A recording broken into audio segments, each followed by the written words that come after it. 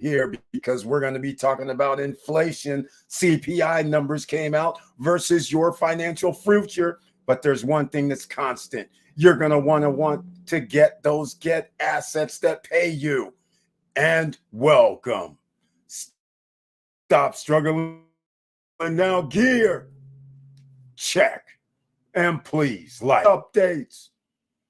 Now, let's get to it. A life-changing opportunity is here. Another day to improve financially, mentally, and physically with SSN Lifestyle.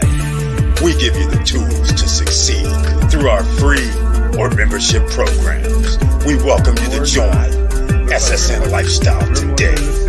Membership does have its privileges, passive income, entertainment and show tickets, first class upgrades, free vacations. No intro, unless it wants to start. You guys will know when it happens. But we'll skip the intro tonight. Welcome to the Wealthy Wednesday Night live stream, where it's members only chat, and that means members. So I want to welcome everything else. There seems to be a delay, and I don't know how to fix it on the fly, but it looks like there's some updates on StreamYard land. So once again, I'm just going to have to let you know who's here tonight. Laverne Penix is in the chat room. And if you can't get in the chat room, only members with the icon can be in the chat room tonight. So you guys are going to have to let me know if you can hear me by putting something in the chat room. But if you're not a member of the channel, then you can't be in the chat room. So far, we have Laverne Penix is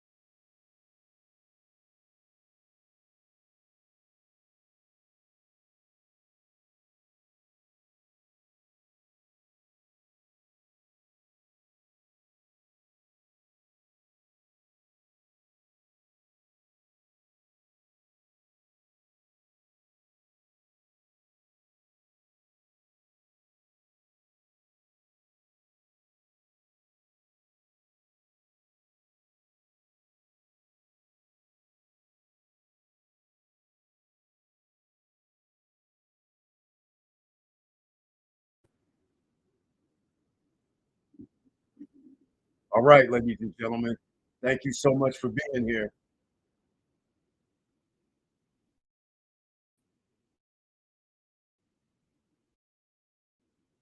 Wow. Hold on, gentlemen.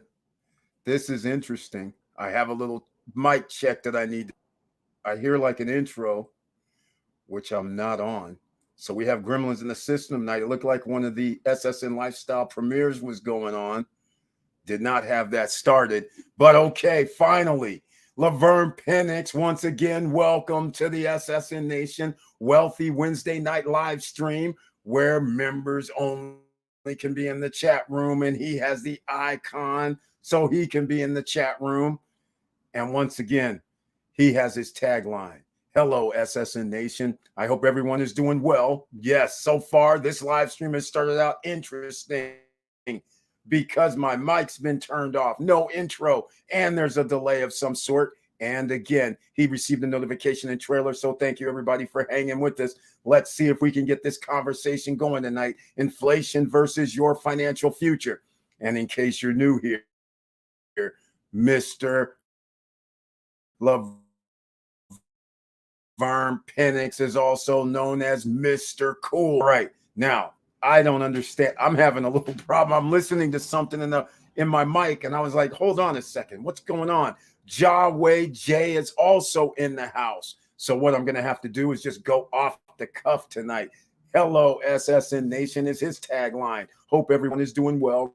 Receiving notification and the trailer. 2 people tonight that has seen the trailer. So I want to thank you so much for being here, Jawway J. And also, I have some news for you.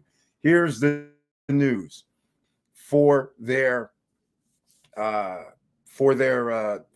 financing, and she says Scotia Bank, but there's a caveat because I think you use Scotia Bank.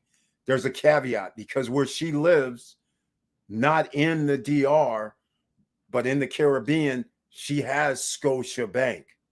So I don't know if that makes a difference.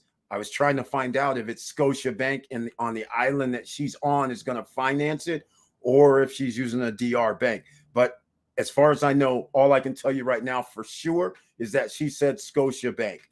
And so I didn't realize Scotia Bank was on other islands. So, but again, she has Scotia Bank already. So that may have something to do with it. If she's not even on DR, she might be using it from her island. So just letting you know. All right. And thank you so much for this. The mic check. I appreciate it. Yes, I see it. We have a little delay, but finally, the delay could be over. There's some updates by StreamYard. So I think that's what started happening. I saw some things in my back office just before we started. So thank you for the mic check. I didn't realize my mic was off. It was on, it was off. But thank you so much, Jawway J. And we also have, you know who, Victor Marrero. He's in the house tonight. So thank you so much. Thank you for being here in the SSN Nation Wealthy Wednesday night live stream, Victor Marrero. And he brings his tagline, ladies and gentlemen, with the icon next to his name. And he has his hello all. Let's do this. And thank you so much for being here because it's been an interesting day on the stock markets as well, because the CPI index, I don't know what they're talking about, ladies and gentlemen, with the CPI index, because that is supposed to be core price inflationary indexing. So we will talk about this here shortly. So again, let's see. Jawway J says something about Scotia Bank. It'll show up on the screen. And again, we have a little delay. I see right now. Thanks, Eric. Yes, Scotia Bank is all over the Caribbean and Africa. There we go. Yes, I did not know that. And so that is what she was using. So that, again, she has a relationship already, which, by the way, all of us who have pre-construction projects, this is buy assets, ladies and gentlemen, no qualifying, no credit check. You might want to start getting your banking relationship with a bank in the DR. All right. You're going to want to have some money floating through that bank. For instance, when you make your monthly payments, you might want to start having that going through your bank, because this is something we haven't talked about. And I didn't even really think about, because we always had this 1 year, 2 year, 3 year before you have to get delivery of your property. And so there's a few little nuances that I'm seeing happening, just like what happened here, where a person already has Scotia Bank, which is in the DR. And so they have a banking relationship. They're able to get their funding relatively simple. So again, this is something that we have to talk about as well. And so I'm going to go with the advice of getting it. So next time I go to the DR, sometime in the next 2 to 3 months, I'm going to go over there and I'm going to open up a bank account as well, and then have all my payments running through there when we do our monthly payments that way. All right. So as you guys can see, we're on the CNBC page today. All right. Okay. Bob Iger, he's back. He's getting his extension. It's all lovely. Now, FTC says it will appeal to block Microsoft. That has nothing to do with much as well. Now, you guys know CPI index kind of went down. Here we go. Stocks futures tick up, notches highest close since April 2022. Now, the reason why, if inflation is going down, then you know stock market is on go. So the question is, later this month, due to the inflation numbers, due to the employee numbers, due to the unemployment numbers, Do you think the Federal Reserve is going to increase interest rates? Well, it's a 50-50 at this point, I believe. I haven't heard much from Wall Street because Wall Street is already like, we're good. Whatever you do, we're good. Will they have the cojones to go another 0.25? I don't know. But what I do know is mortgage interest rates are over 8% for the housing market. But again, people aren't stupid, and I shouldn't use the word stupid. People are not uneducated any longer because of what happened in 2008, 2009, 2010 in the Great Recession with homes. People realized back then what the error of their ways were. When prices started going up and interest rates started going up, people said, nah, I think I'm good. I'm going to keep my house this time. I'm not going to sell just because the house is $100,000 to $200,000 more, because now if I do sell, where am I going to live? So this time people said, nope, we're going to keep our homes. We don't need to take that equity because we have 3% loans, 2.5% loans. So why would we sell a house, get that $200,000 or $300,000, and then turn around and have to get a 7.5, 8% loan and get less of a house? So people are more educated now. So therefore, they're not making the same moves. And the CPI inflation index, which I thought I was going to bring up, here it is right here. When this comes out, this just gives a reason for the Federal Reserve to pause raising interest rates. But that's not going to help anybody right now unless you guys are here and you guys already know what to do. You guys know already who's in the house tonight. You know what to do. You keep investing in assets, because whether the inflation rate is high or the inflation rate is low, your assets pay you. Now, the question is, if you're going to be like me in the Airbnb space or short-term rental space, and we have a situation, which my situation is 70% down, is significant. All right. And I am in resort locations in areas around the world with resort locations. All right. So keep this in mind, that you have to have more than one asset class, right? So then this way, even if you have one down, you may not have a second one down or a third one down. And our dividends are still rolling in every month. So that's from the stock market for all you stock market aficionados. So keep that in your mind as well. Those two things just by themselves makes things a lot easier, because you still have revenues coming in. And then, of course, if you're doing any other extracurricular activities, such as having your own businesses, having any other assets that you have purchased that gives you a return, it does not matter what the CPI numbers are.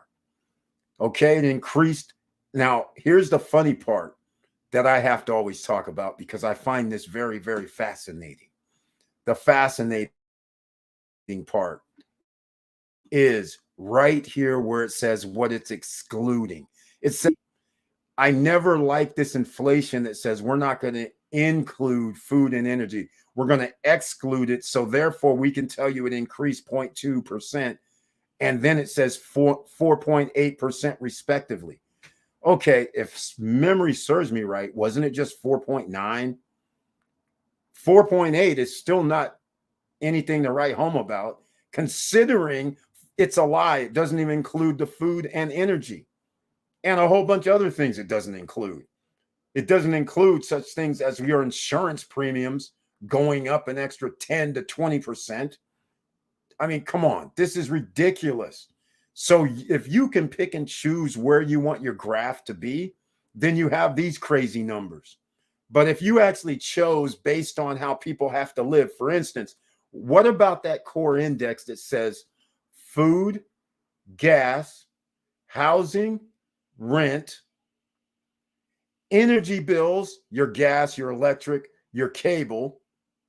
How about ordinary citizens, what they have to go through? And then include how much you have to pay for car insurance, how much you have to pay for home insurance, renter's insurance, how much as your property taxes went up. Those are not 4%, 5% type numbers year over year.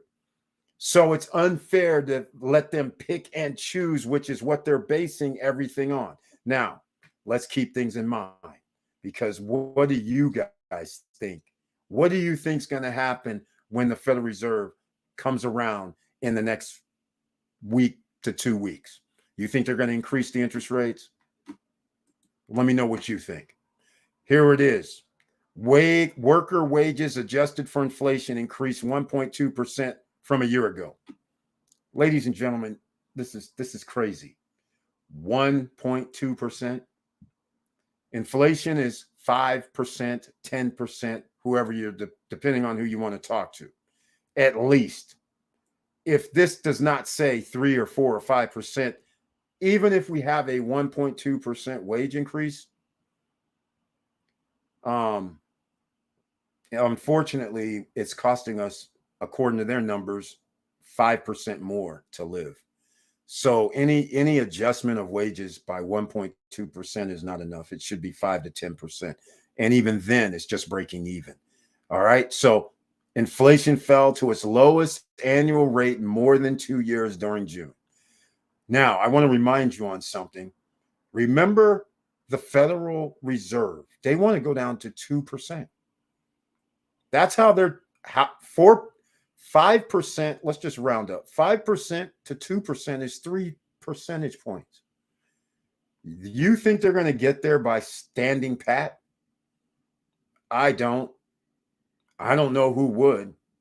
All right. The Consumer Price Index, the CPI, which measures inflation, increased 3% from a year ago.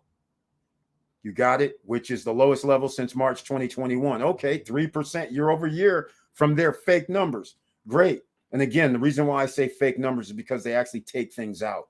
On a monthly basis, the index, which measures a broad swath of prices for goods and services, rose 0.2. So see, the fact that you don't include something and then you go and only increase 0.2, that's great. But if you included those other ones, I bet you it wouldn't be 0.2. It'd probably be 1, 2, or 3%, right?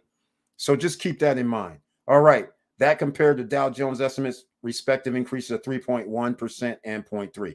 All right. Here we are. Here we are. Look at this. I want you to see this. This says all items, 8.6, now down to 3. I don't know where they're getting this. Less food and energy. Here's 4.8. This is crazy. How do you include everything that goes to 3, and then when you take out food and energy, it's 4.8? This is ridiculous. All right. It's not going to drop because we added food and energy. This is craziness. So again, I don't go by these numbers that they're doing, because this is like bogus. Here's what I'm going to do. Why don't we just do this? And for all of us, shadowstats.com. Let's go see what this says. Wait, shadowstats.com is not here. What's happening? Uh-oh. That's not good. That's not good, ladies and gentlemen. Yes, it's supposed to be here. Did I misspell it? All right, let's see what Shadow Stats say. Let's go look this up. Hey, where's our graph here?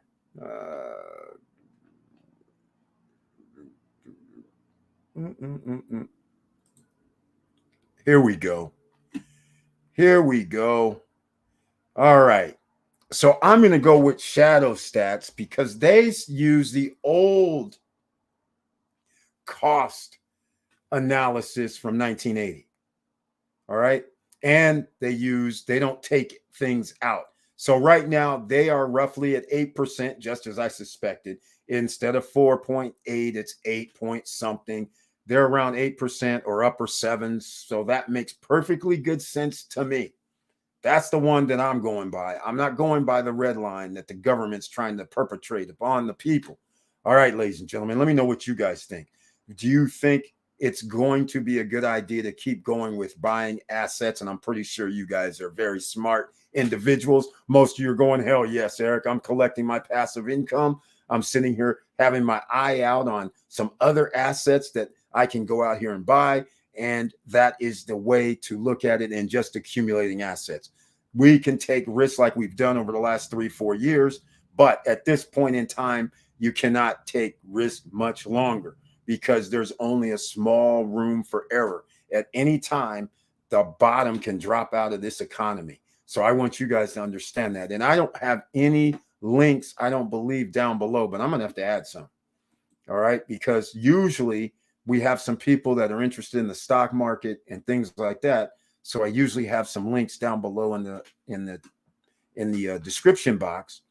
And so therefore I'm going to add some real quick here. Well, I guess it won't be that quick tonight, but I'm going to add the Webull and you'll have to refresh your page. Now, if you joined us late, please smash the like button. And if you like what we're talking about, please subscribe to the channel, click the all notification bell. And the other part to this is if you find this on replay, also there will be links down below in the description where you should be getting your free stocks from Robinhood and Webull if you have not already.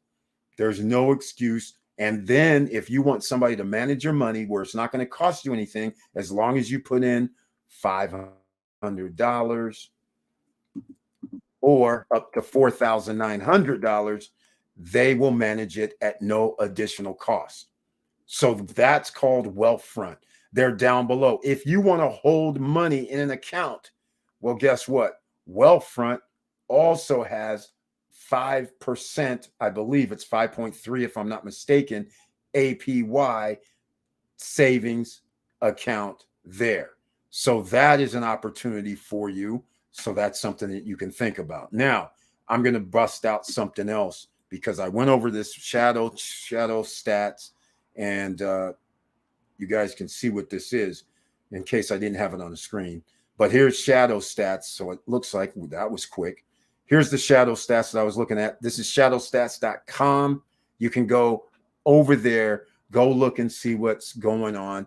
Here it is. CPIU, Consumer Price Index, is the broadest measure. That's the BLS. That's the Bureau of Labor Statistics, in case you're not familiar with this terminology.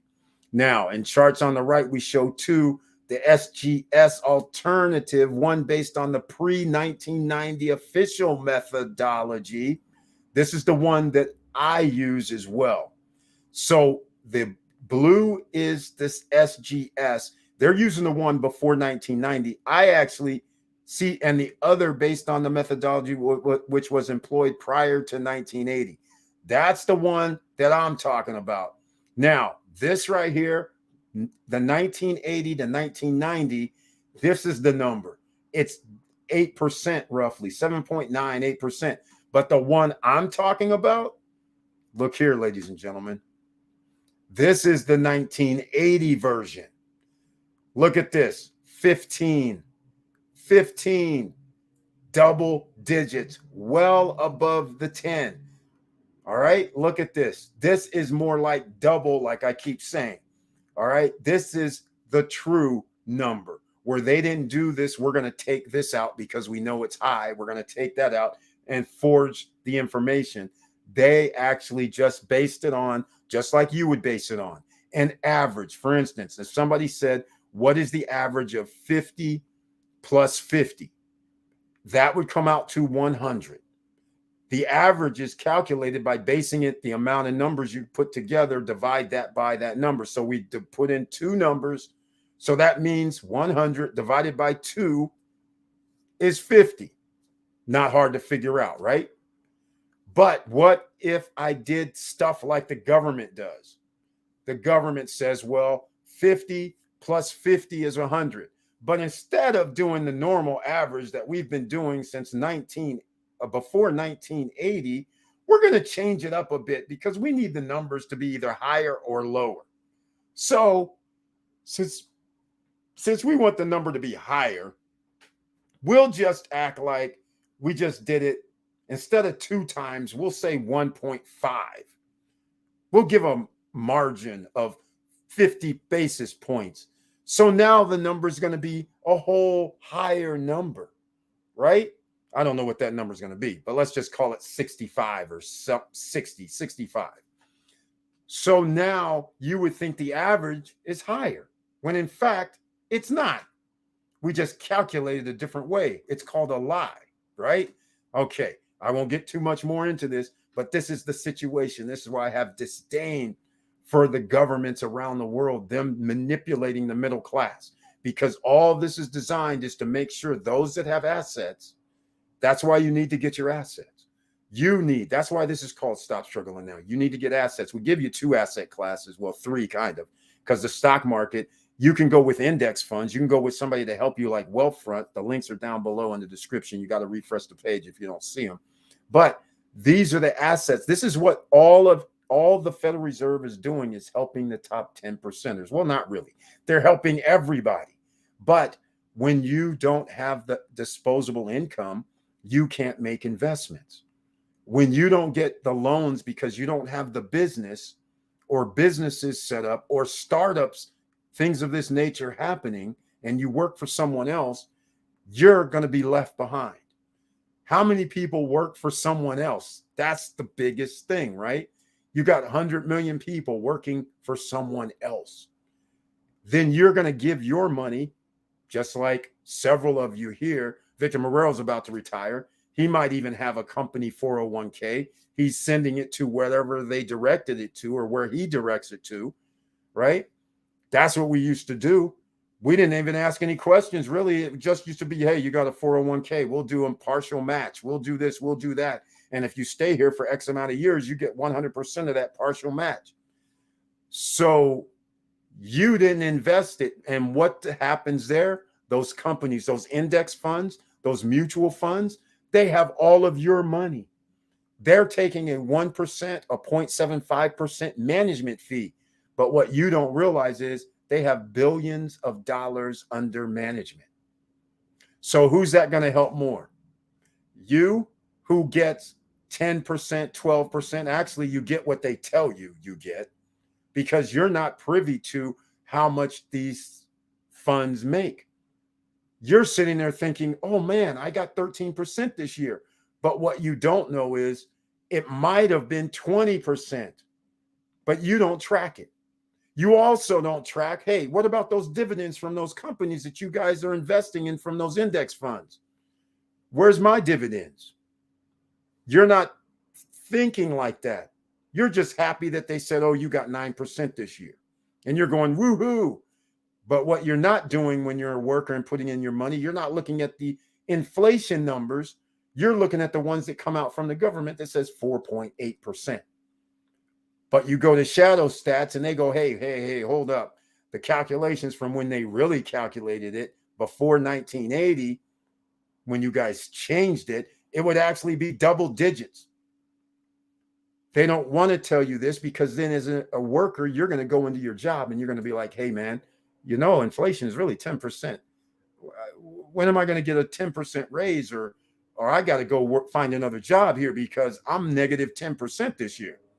And I got news for you, whoever does their W-2s, and if you have a business or whatever you do, you always are going to have to make more money. There's no way around this. And if you don't get an extra, we'll use government numbers, 4.8, 4.9, 5% increase in wages year over year, then that means you're at a deficit, because it's costing you 5% more to buy the exact same thing. So you might say my gas was $3.59. You go down to the gas station and see it's $3.10. You're going, all right, that's great. But unfortunately, 5% encumbers other things. Your insurance went up more than 5% potentially. Your property taxes went up more than 5% potentially. Your HOA fees went up more than 5% potentially. Let's get real. All right. Your energy costs might have went up more than 5%. So there's a bunch of things. Your taxes, your sales tax in a lot of cities and counties said, you know what, we got an added extra 1% to sales tax, or an extra 0.75. So you have to put yourself in position, because it's inflation versus your financial freedom here, ladies and gentlemen. You can't get financial freedom. You guys have heard me talk about this several times over the last 5 years. This is not the first time, because the bottom line of the story is, I told you, I'll give you another story. I've mentioned this several times over the years. My dad, 30, 40 years ago, 50 years ago, made X amount of dollars. Well, 40 years ago, when we're talking about 1980, you could buy a house for freaking $50,000. So if 40 years ago you can buy a house for 50,000, 45,000, 40,000, and the house is about 2,500 square feet, and now here it is 40 years later, when you have your children who are now 30, 40, right? But they have to pay for that same type of home $300,000. Well, it just makes sense that somebody who made $45,000 or $50,000 and was able to buy a $40,000, $45,000 house, they're going to be able to live a lot better than somebody who's making $100,000 and the house costs 9 times the number, right? I'm not making 9 times what my parent made, 10 times what my parent made. You'd be making hundreds of thousands of dollars if that was the case, but you're not. So where can you get that? You have to buy assets, ladies and gentlemen. Those assets have to be going up based on you doing nothing, meaning this is why housing has always been a staple in the United States economy. All right? That's why. Okay, here we go. That's right, Eric. Inflation is one of the greatest destroyers of wealth in the history of the world. Exactly, Jawway J. And that's why everybody here has had their hands in partial and their cookies in a cookie jar that we've been talking about. Some of us has tried to do that crypto. We tried to do debt box notes. We tried to do the crypto. We tried to do some other DAOs that came out. We tried to get this extra income coming in because you're going to have your money making money for you.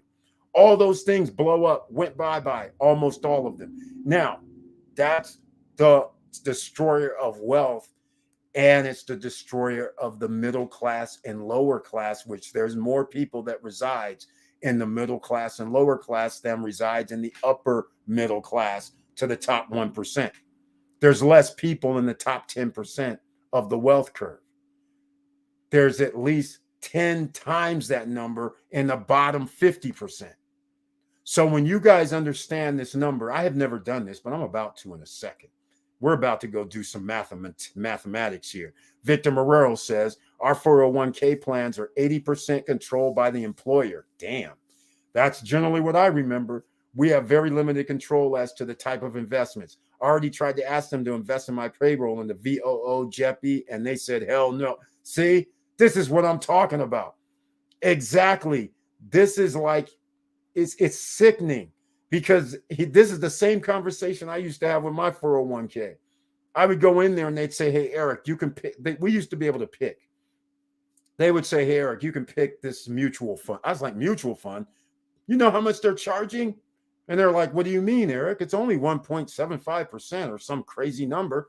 I was like, that's annually. That means it's coming out of our pockets. I said, no.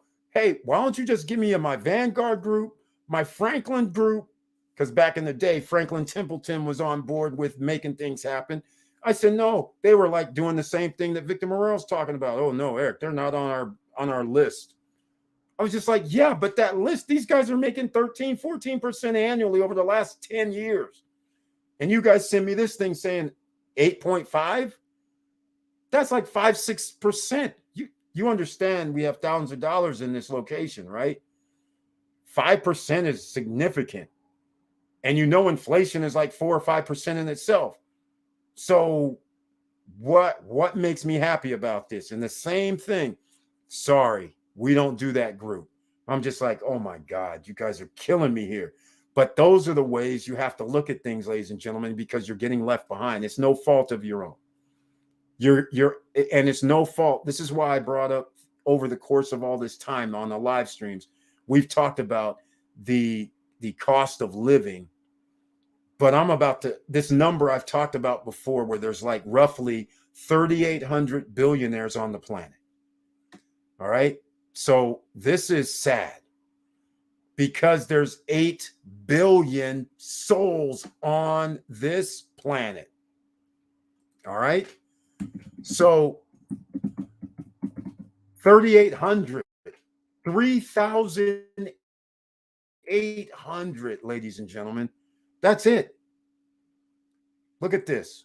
So when you think that when I use numbers like top 10% is crazy, well, I'm about to show you the crazier number.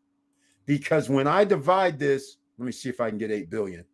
This is going to be hard since I don't have a decimal point. I think we're there. Is that 8 billion? No, that's 800 million. I think that's 8 billion right there. All right. Watch this number. These 3,800 billionaires, guess what? They own roughly around the world, damn near 70% of the wealth, ladies and gentlemen. We're going to look into some numbers. Oh, it won't even do it. It's so small. It's 0.00001. Less than 1%. All right.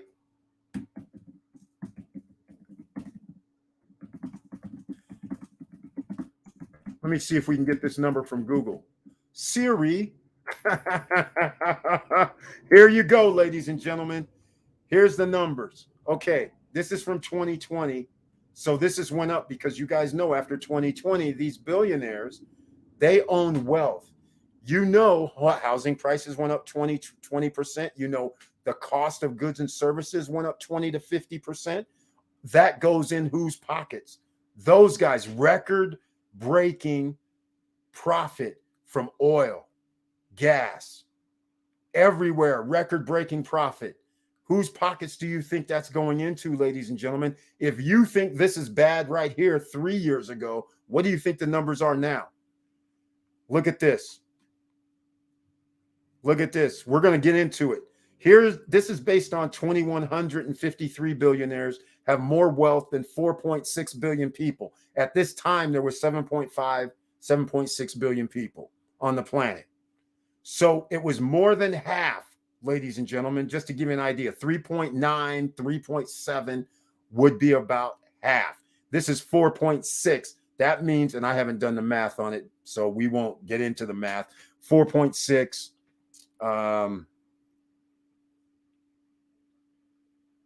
And I would have to divide that into two, whatever. So we're looking at that's going to be roughly probably 60, 61%, something like that. But look here what happened. This is January 2023. This is not the billionaires. There's 3,800, by the way. This is not the billionaires. The richest 1% bag nearly twice as much wealth as the rest. Here we go. I'm just going to pull this up because you guys got to understand this is the situation that I've been talking about for the last 5 years. All right. Okay, come on. I don't really want to accept this. All right. Billionaire fortunes are increasing 2.7 billion a day. Why do theirs get to increase that? Because they are holding assets, ladies and gentlemen. They own and control businesses. They have their holding companies that have bought many other companies and put them underneath as subsidiaries.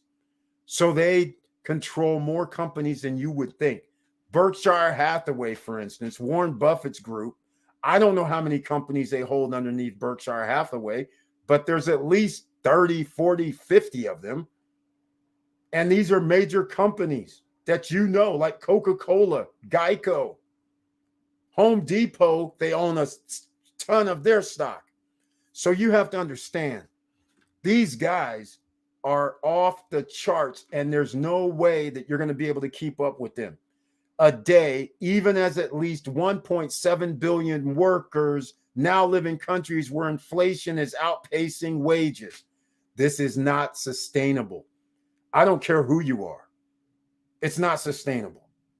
And this is why here we have to talk about having good credit, having to reduce your debt. Now I have to be on the Dave Ramsey school now, because there's no way you're going to be able to keep up paying debt, having those higher interest rates, which are going to be higher than even the inflation rate. So how are you going to catch up? You can't, because now you're going to have to take some of your profits some of your money that you're earning, that disposable income that you would be able to use, and you're going to be paying on a 15, 18, 20, 25%, in some cases 30 or 40% interest on your credit cards. That's why you have to get rid of those now. You have no choice. And even if the Federal Reserve kicks in their numbers, the Federal Reserve does something crazy and says, you know what, we're going to start reducing interest rates.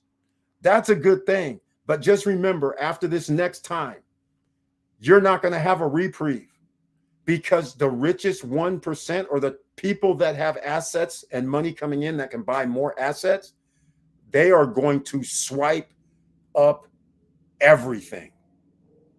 Why? Because what they know is what you know. Inflation is not going to be sustainable at any 2% rate anywhere on the planet. They know this. So therefore, they also know that this may be the last time that you will be able to get a low loan to go out here and buy up assets. So this is why you're going to have to be able to do it, because the billionaires, when this interest rate comes down, you best believe they're going to be taking up everything they can get their hands on. All right? That's an asset, including your money as an asset. Remember what Victor Morel and I was talking about earlier, where they're coming in here and you have your 401k money. So all the workers are held hostage. Not all. A lot of workers are held hostage. You're putting in $400, $500, $1,000 per month into a fund. That fund could be a VOO. That fund could be a JEPI. Guess what, though? That fund that we all put our money into, they get to go out here and buy up homes if they want. And when they buy up homes, that means the home prices go up. And that also means you can't afford it anymore. And then they turn around and say, don't worry, guys, we got you. We're going to do a rent to own. But it's the rent to own at their price. That's the difference.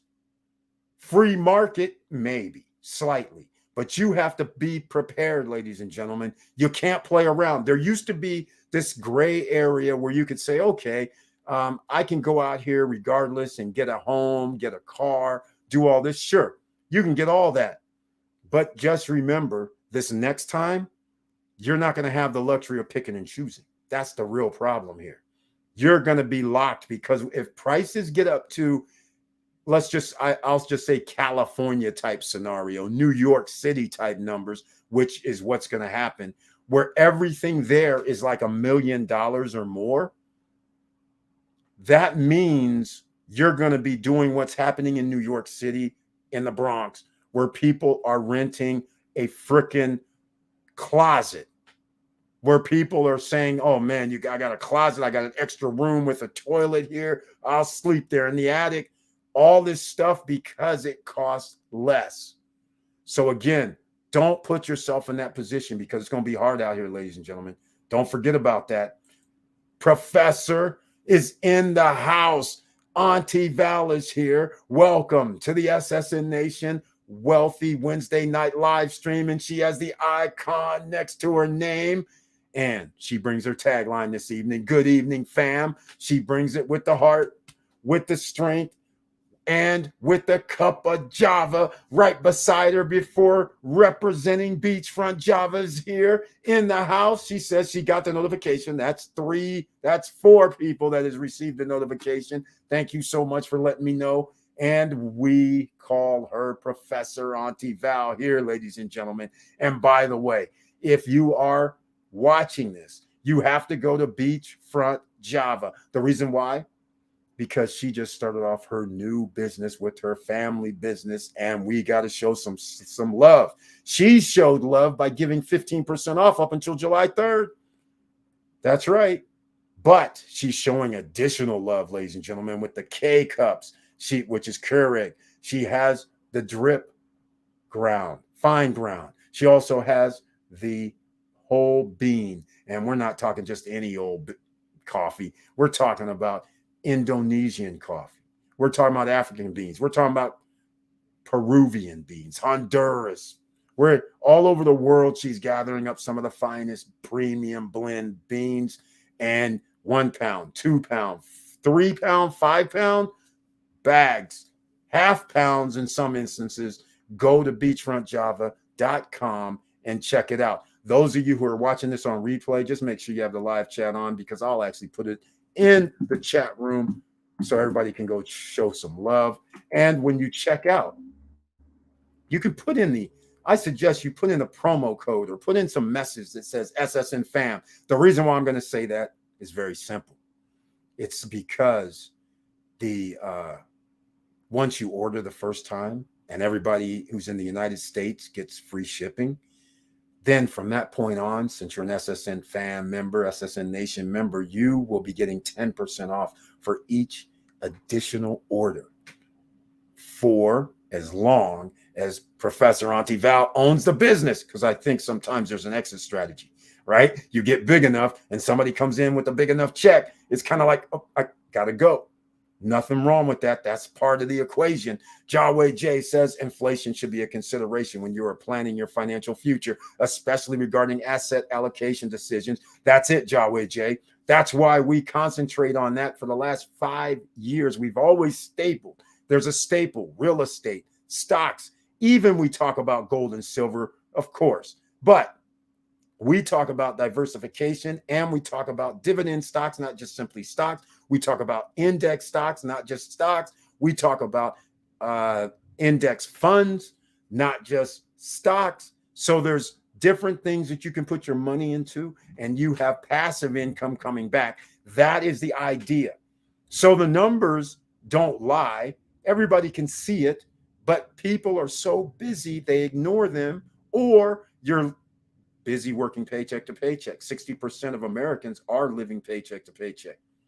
But like I say, out of that 60%, get this, it's an average, because 73% of millennials live paycheck to paycheck. 73 out of 100. Those are the people that have to pay, guess what? Social Security. They have to put into the Social Security Ponzi. You do understand this, right? You do work potentially for 20, 30. In most cases, most people have worked 20, 25 years, and then they retire. Then if you work in like a school system or for a company and you have pension money coming in, you could have pension money coming in because you could do an early collection. But think of it this way. I worked 25 years. I'm eligible for the pension. Let's just use the 60-year-old. I'm eligible to get my pension at 60. But I retired when I was 45. My next coworker, they said, nah, I love this place. I'm getting a nice check. I'm going to keep working. So they work until 30 years. But they retired when they're 50, or left the company when they were 50. Let's put it that way. Now, here's the thing that people forget. Every year, you're paying into a pension fund, or in this case, let's use Social Security. You paid into the Social Security fund. But every year, we just have another person that retired and is getting Social Security benefits. This isn't a company anymore. It's United States Social Security Fund. Guess what happens if I live from 60 and it's just 10 years later to 70? Guess what happened? I just don't get $1,500 a month. The cost of living increase means now I might be getting $1,900 a month 10 years later. Now, if we don't have enough people working, putting into the Social Security Fund and getting higher wages because we have a cost of living increase, right? How are we going to pay all those workers that are already retired, those 30 some million to 40 some million people who get a cost of living increase and inflation is going up and your wages aren't going up? How are we going to pay that? And you don't have that many people working. The numbers speak for themselves. There's going to come a day when it might not be next year. It might not be 5 years from now. It might not be 10, but there's going to be a day where there will be no Social Security money coming in. That's for one. Pension money may not be coming in either. That's why you need to set up your pension by buying your assets. You be the CEO of your asset classes. You don't need to ship them into, like we're talking about here, our 401ks. All right, George's Charles says, guys, another insurance company bailed out of Florida. Oh my God. There's only I think there's 3. Florida, meaning home insurance premiums will explode. Proof, U.S. real estate market going to take a hit. Yes, George's Charles. Welcome to the SSN Nation Wealthy Wednesday night live stream. And he has the icon next to his name. In case you're wondering why you can't get in the chat room, on Wednesday nights, only members with the icon can be in the chat room. Everybody else, you have to watch. Sorry. Or come back on Friday night live stream at 9:10 p.m. or come back on Monday live stream at 8:50 p.m. And then the chat room's open to everybody.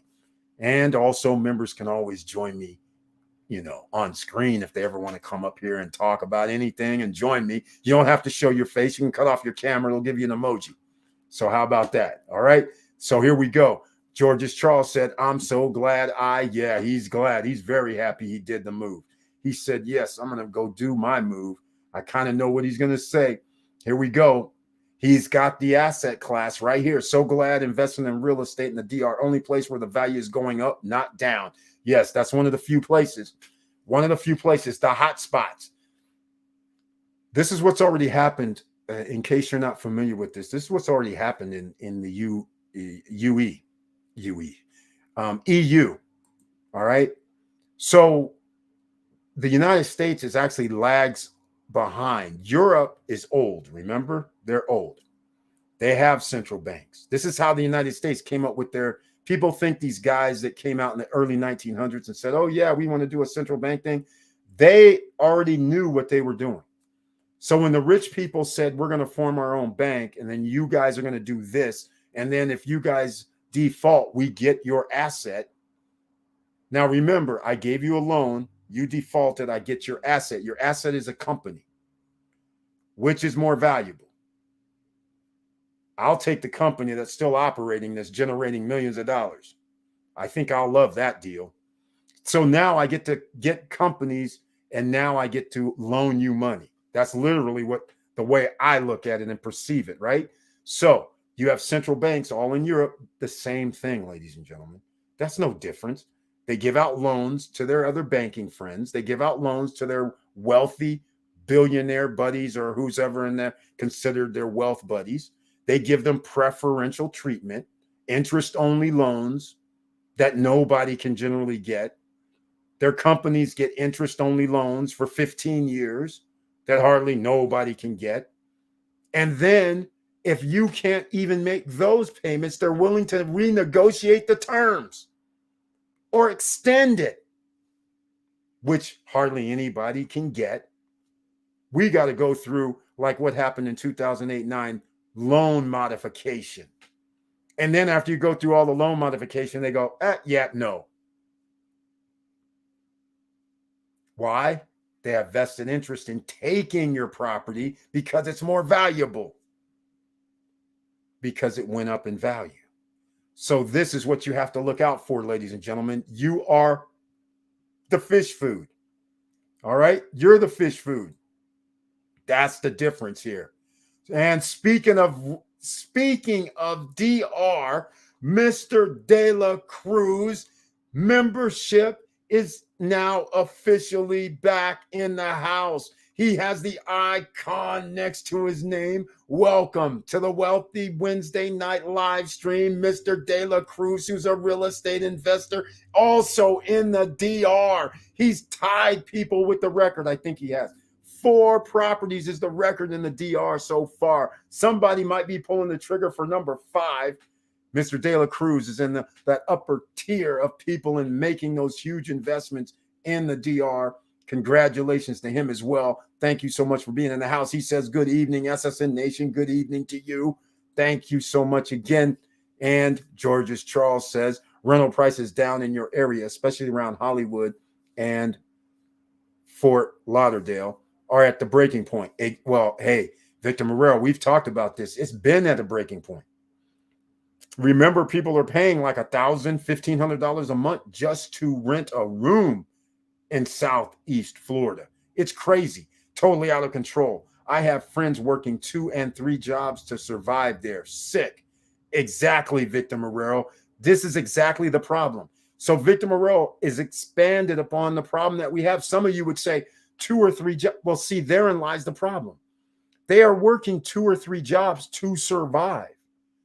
Not working 2 or 3 jobs and they have a job, one of the jobs they can just dump all their money into buying assets. Therein lies the problem. If you think there's a problem now, what do you think is going to happen if everything costs 50% more? I'm just asking. I'm not saying it's going to be 50% more next year. I'm just saying realistically, 3 years from now, 4 years from now, everything costs 50% more. And you might be saying, hey, Eric, let's just say I know what the average wage is in America. I know what it is. I'm just going to give you a number. I'm going to move it up. Let's just say the average wage is $60,000. All right. Do you think in 3 to 5 years that you're going to be making 50% more? That would mean you would have to make $30,000 more in 5 years. The only way you're going to be able to do that is you're going to either have to start your own business, have to figure out buying assets that's going to pay you, because your assets you'll always be able to raise the price on. So if I own multifamily building, if I own apartment building, I can stay ahead of inflation. I will be able to get that 50%. Why? Because you guys already saw what happened. They were raising rates that somebody used to pay $1,100 a month for their 2-bedroom apartments. Next thing you know, it was $1,400. Then the next thing you know, it's $1,800. Then the next thing you know, it's $2,000. They already did the 50% rule. And guess what? There's a lot of people that could not afford to rent. And so they had to go to that single family home or that apartment and rent a room. That's already happened. You don't think that's going to happen? Not going to happen again? What do you think is going to happen when housing prices go up an extra 50 to 75% when they reduce interest rates again? You don't think housing prices aren't going to be $700,000 for a 2,500 square foot house? You've lost your mind. What do you think is going to happen with a 3,000 square foot house? Like it's going to be $1.2, $1.5 million. This is what's going to happen. Are you going to be prepared for it is the question. How do you get prepared? Hey, it's inflation versus your financial freedom. We've been talking about get assets that pay you. It's that simple. Victor Morero, he's got it right. That's what we're hearing. This is what's been going on in places like California, Phoenix, Southeast Florida, Southwest Florida. This has been going on for years already. This is not a new phenomenon. There's people in New York City that, like I said, are living in closets, renting closet space out. I mean, this is ridiculous. And they're doing it. But why are they doing it? Because that closet space is costing them $2,000 per month. Sure, you're going, Eric, that's $24,000 a year just in that. But yes, they're making 6 figures. That's why they're doing it. They're making $100,000 a year. But they still have money left over and they're sitting there going, okay, I can invest. I can buy assets. I can do this. They're making a short-term sacrifice for the good of the long term. That's what you're going to either have to do eventually or you can do it now. So that's the kicker right there tonight, ladies and gentlemen. It's inflation versus your financial freedom. Disregard what any government says around the world. Disregard their inflation numbers because remember, it's in their best interest to say there's lower inflation numbers. Because if you know there's higher inflation numbers, you are going to behave differently. If you knew inflation was 10%, you're going to go to your job and say, hey, man, I need to make 10% more than I made last year. And that's just to break even. That's one thing that's going to happen. The second thing that's going to happen is just what happened right now when a person that has a lot of money and they tell them, remember when savings rates were less than 1%? Remember that? What happened with all the free money floating around? People were like, hey, where can I buy an asset? Where can I get an apartment building? Where can I get a hotel? Where can I get a parking lot? Where can I get anything instead? I don't want to put my money in a bank. I'm going to go buy something with it that gives me return on my money. Well, see, if there's no money in a bank, then banks can't use that against you, right? So you understand they don't get to leverage the money because banks basically have no reserve levels anymore. Every time you can put in $1 million in the bank, they can take the $1 million and do whatever they want with it and leave no money in the bank. All right. In America, that's allowed. So if you don't put money in the banks are like, oh my God, we need some money. What's going on here? That's the reason for them to panic. And that's also the reason why some will fold. Well, you'll have a banking crisis like what's happened over the last year or two. Regional banks. There's going to be more banks that go down too, ladies and gentlemen, because the people with money said, no, I'm going to go buy assets that I control where I know I'm getting 10% return on my money, 15% return on my money. Why am I going to give it to a bank when we know inflation is 10%, 8%, 5%? Take whatever number you want, but you know it damn sure isn't zero and you know it's not 5%. All right? If the government says it's 5%, you know it's not 5%. Let's just call it what it is. So they're not going to leave their money in a bank, any significant money. They're going to go buy assets, which is what they've been doing. And then they had the audacity to turn around and open up funds. And then they tell you, hey, we have a REIT. We're going to give you 5% return on your money. And you're like, oh, yes, give me more, give me more. And I'm like, please don't do this. You can use a dividend fund, a dividend stock and get more than 5%. And it's liquid. You give them guys your money, it's not liquid. And you're only getting 5, 6, 7%. You can have it in a dividend stock and get 10, 12, 15%. Why are you bothering with that nonsense? Because you're giving them ammunition to go out here and buy up homes, go out here and buy up everything that you want to buy. That's the ammunition they're using against you, and you can't be mad because you're contributing to it when you say a guy that does this and he says, I have a fund, I'm going to give you 5%, and you give him money thinking, oh, yeah, he's all good, but you didn't know you already got screwed. It was more like that from the get-go. He was doing look, the guy that does that, you guys are putting into his fund. What he didn't tell you was he bought the property that he's telling you that the property is $7 million. What he's not telling you is his other company bought the property for $5 million or $5.5 million. So the fund actually bought the property that he owns. He makes $1.5 million. Then he turns around and tells you, oh yeah, you guys, I get 1% management fee. I also get another fee when we get distribute money out. I get a management fee, plus I'm the fund manager, so I get another percentage from that, plus I already got my $1 or $2 million from you. And by the way, your money's not liquid. You can't withdraw. He's not the only one. Everything works like that. All right? That's how they work. So this is why you don't want to do that. You want your money to be liquid if possible. So why not go get something that you can invest in the stock market using Robinhood, Webull, any brokerage account. I don't care who it is. Charles Schwab. I know you're smiling, Marrero. We'll use Schwab. We'll use Fidelity. All right. All right. So we'll go there. TD, Ameritrade, whatever you want to use.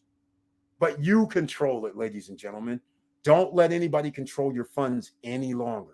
Don't let a bank control it. You want to put it in control. The only time you lose control is when you're going to have to put it in one of these funds and stock market exchanges. That's the only time, right? You're going to have to deal with Robinhood, Webull. You're going to have to deal with Schwab, Fidelity, TD Ameritrade, whoever. Wealthfront, for instance, we have to trust them, right? If we want some sort of return. But at least if we do something with those guys, it's liquid. It's not locked. So if I want to sell my stock, then I can withdraw it after I sell it next day or same day. I can get that changed into money. Whereas if I invest in these REITs, the real REITs, like we see right now online, they're trying to scrounge up as much money as they can. Every time I cut my phone on, I'm getting all this stuff. And it's ridiculous. And the social media now, because they allow those little ads and it pops up and it drives me crazy. It's always mutual, not mutual, but they're a multifamily. whether or it's retail. You know, the ones I've been getting is hotel, apartments, all that has been coming up. So this is why they know the time of day. You should know what time of day it is. Those guys are trying to get your money, so that gives them less exposure. I can't blame them. I'm not mad at them. But you know better now that you could actually just say, you know what? I think what I want is 12% return on my money. So I think I'm going to go get something that makes sense, like JEPQ. That's the Chase, JP Morgan Chase Fund. Or maybe I'll do 11% and get JEPI. Or maybe I'll just go get a real estate investment trust that trades on the stock market and go get AGNC and get 13% annually on my money. And if I ever want to sell any of those stocks, I'm liquid. All I have to do is hit the sell button. I don't have to worry about anybody telling me I'm sorry, no redemptions. Sorry, can't send you no money. Because remember, you signed this contract that says it's locked until we decide to sell it. When you're going to sell it? 5 years later, maybe. 6 years later, maybe. Who knows? All right. Let's keep going, ladies and gentlemen. Don't forget to smash that like button. If you're trying to get into the chat tonight, you can't unless you're a member of the channel with the icon. And in order to become a member of the channel, if you have your cell phone, you see that $sign that's underneath the chat. I think that's where it is on the cell phone. And if you're on your desktop or laptop, I don't know how, quite frankly. But you may see, go to our channel page and you'll see a member button over there on the right-hand side.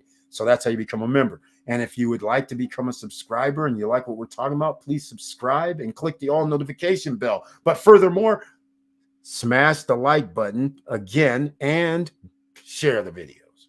All right. That's a special request from me. I greatly appreciate it. Victor Morrell says, George's Charles, rental prices down in your area. Oh, yeah, we talked about that. It's sick. He's right. All right. Curtis Davis is here. Welcome to the SSN Nation Wealthy Wednesday night live stream. And he has the icon next to his name. And he brings his tagline. Good evening, SSN family. ABMM money. The new 1% always be making money, ladies and gentlemen. That's his tagline. And his other tagline is Chili Davis. And you might want to understand CHILLY Davis for everybody on podcast. You go check out his YouTube channel, please. He's the newly minted 1,000 plus subscriber with monetization. He's in, ladies and gentlemen. Now go show some more love. And you know why people like his channel, because he gives out information that helps you understand financial updates throughout the day and evening. And he might even drop one late night because an announcement came out at 8 p.m. at night. You just never know. But that's why you got to go sign up with Chili Davis, subscribe to his channel. He's part of the SSN Nation fam. Go show some love. All right. Now, he's known as Mr. Financial here in our YouTube street as well, ladies and gentlemen. So get that known. Victor Morrell, how am I preparing? Getting the heck out of here. Move overseas where the mighty dollar. Yes, I agree. Where I agree. Victor Marrero telling it like it is. We started this quest 3 years ago, 3.5 years, 4 years ago, where I started talking. Victor Marrero was here. He was quiet. He didn't even mention it because he bought something in the DR in 2018. So then I started searching around, finding out, because I was like, you know what? It's time to get some real estate, multifamily, hotels, whatever we got to do. And then it just so happened I learned about Dominican Republic. And I was like, hold on a second. If this is true, this is the next hotspot. If they're doing what, and then sure enough, it just kept going.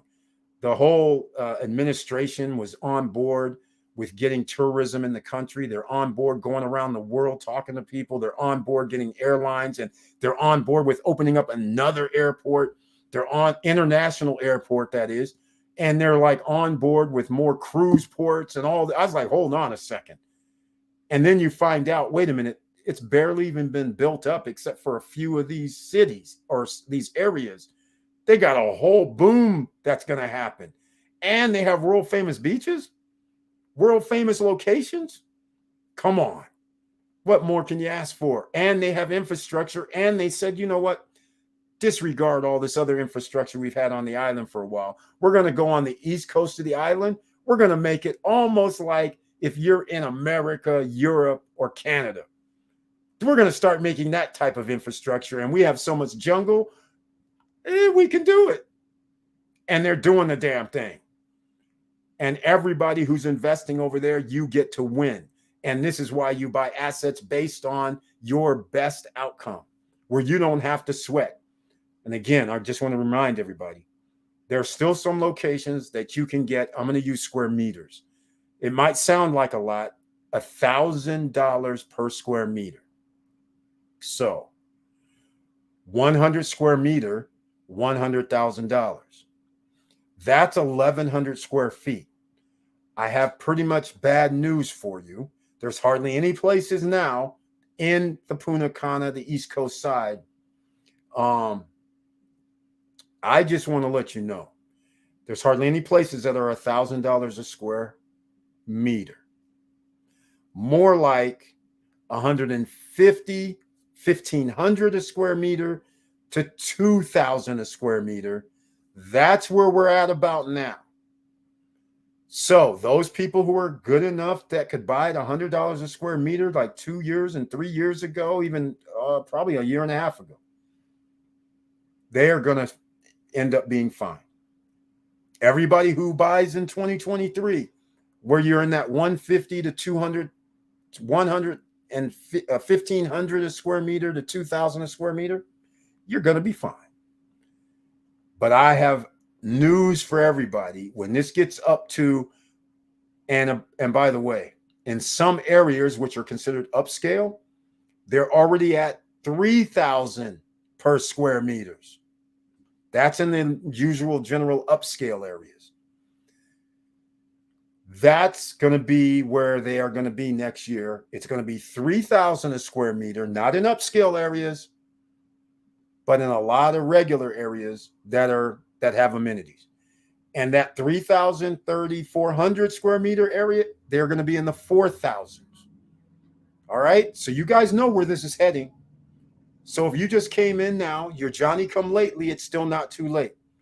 You want the best thing. When somebody tells you we are building something that's going to rival Orlando in the Caribbean, if that is their mindset, and they're saying, yes, we're going to bring in Kathmandu Park, an amusement park. We're going to bring in Cruise on Land, who's also going to do an amusement park. We're going to bring in special projects that are iconic, like man-made beaches, like at the beach that Mr. De La Cruz owns at, where you can see when you're flying in, it's like, oh, that's cool. What's that? So then Vista Cana says, oh, if you think that's something, we're going to make 2 man-made beaches and a lake. And now people are going to be flying in going, woo, what is that? And then when other projects that come with their man-made beaches, which there's only one left, I think, which is Primavera 4, if anybody else decides to make a big old man-made beach, then guess what? If you fly in and you see that, people are going to say, where's that? Those are going to be hot spots. Lights, camera, action. That's what people want to see. All right, Victor Morel, thank you so much for that, because he's exactly right. You're going to have to start thinking about locations. You're not set to one location, ladies and gentlemen. Hey, what's this? I clicked on the wrong screen. Yeah, that's what happened. You're going to, okay, Eric, I don't see how Larimar trying to dictate daily rates and which management company people hired is going to work for such a big project. Larimar is going to have like 40,000 properties. Mr. De La Cruz. It doesn't work like that. That's Cruise on Land. All right. It's not going to work like that. Here's how they're going to work. Cruise on Land. I mean, everybody that has a mega project, Vista Cana, and even at the beach, I don't know what they're going to do with rentals, but they could ultimately have the same rules. But either way, I don't know what the beach is doing where you own that. But Cruise on Land, Vista Cana, Larimar, mega projects. They're all going to okay, we're going to have a management company. Okay. Now, I don't know the nuances, but at Vista Cana, I think they're like Larimar. They're going to allow you to have your management company. The management company is going to have to be approved, though, which is fine. So you can go with any management company as long as it gets approval by the HOA. Cruise on land. I think they're going to be the same way, if my memory serves me right. And the thing with cruise on land is the only way they're going to rent for you and you can be in their rental program is if you get their furniture package. If you don't get their furniture package, you can't rent. Cruise on land, they've already said, plus or minus 10%. All right. That's what cruise on land has. Plus or minus 10% of whatever their rental rate is what every owner has to rent. Larimar, because cruise on land did that crazy, Larimar wasn't going to do no crazy, didn't have that in their rules. All they had was, and they still haven't established yet, but their rules basically, like I was saying, you can have another management company. That's for short-term rentals. But if you do 6 months or longer rentals, then you don't even have to be in their rental program. You can do it yourself. But if you do short-term rentals, Larimar seemingly is going towards, then you're going to be in our rental pool. Or they did start talking crazy. This fluctuation in rental prices, I don't agree with. All right, I'll never agree with that.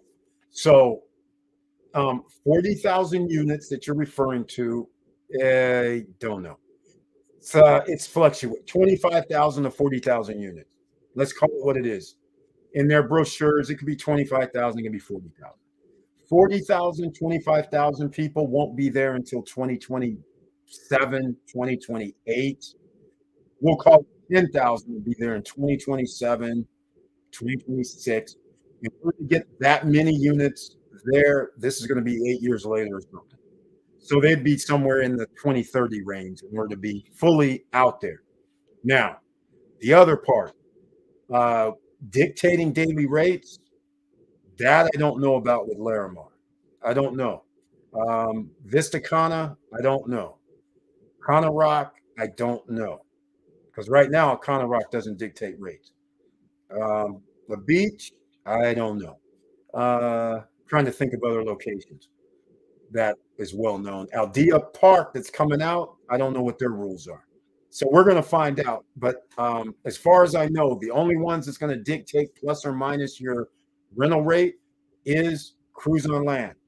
Larimar, when he came on, the sales director, strategy sales director came on, Danny, he did say something about maybe, because I remember George's Charles saying, see, it would be a good idea to do some sort of rates. And he was like, that hasn't been determined yet. But the fact of the matter is them thinking about it. I'm just like, no, I don't want to hear it. I'm just like, but here's what's going to happen. Let's just call this what it is. How this works in the open marketplace is it works kind of like this, but they're not going to allow it to be open, maybe, if they go with that cruise on land model. Here's what it looks like. You can go to Airbnb right now because I just went yesterday. I actually went down to look at, I think it was July 28th for a week, and I put that in. There's barely anything available in Punta Cana area to rent. I figured there'd be like 1,000 units or something like that. No. So I went down to look at Cana Rock. I saw $86 the low, and then it was like 286 or 300 was the high. That is a healthy market because that allows people, I'm in this section, because it wasn't all in Cana Rock. It was something called Beach Rock. There was another place that they just built that's called something else, but it's on the same Hard Rock premises. So there's a reason people in different locations within that sector or within that building area charges those different rates. So this is why I'm against any of this plus or minus 10% if you rent it or whatever, because if I have pool view or my unit is right in front of the pool and your unit is back here and it's not no pool in sight, I should be able to rent my unit for more. Now, is it worth an extra 5% more, 10% more? We don't know. But an open market would say, I want to charge $295 a night. I don't really care if the management company's charging $250. But if the management company is charging $250 for the same unit next to mine, so be it.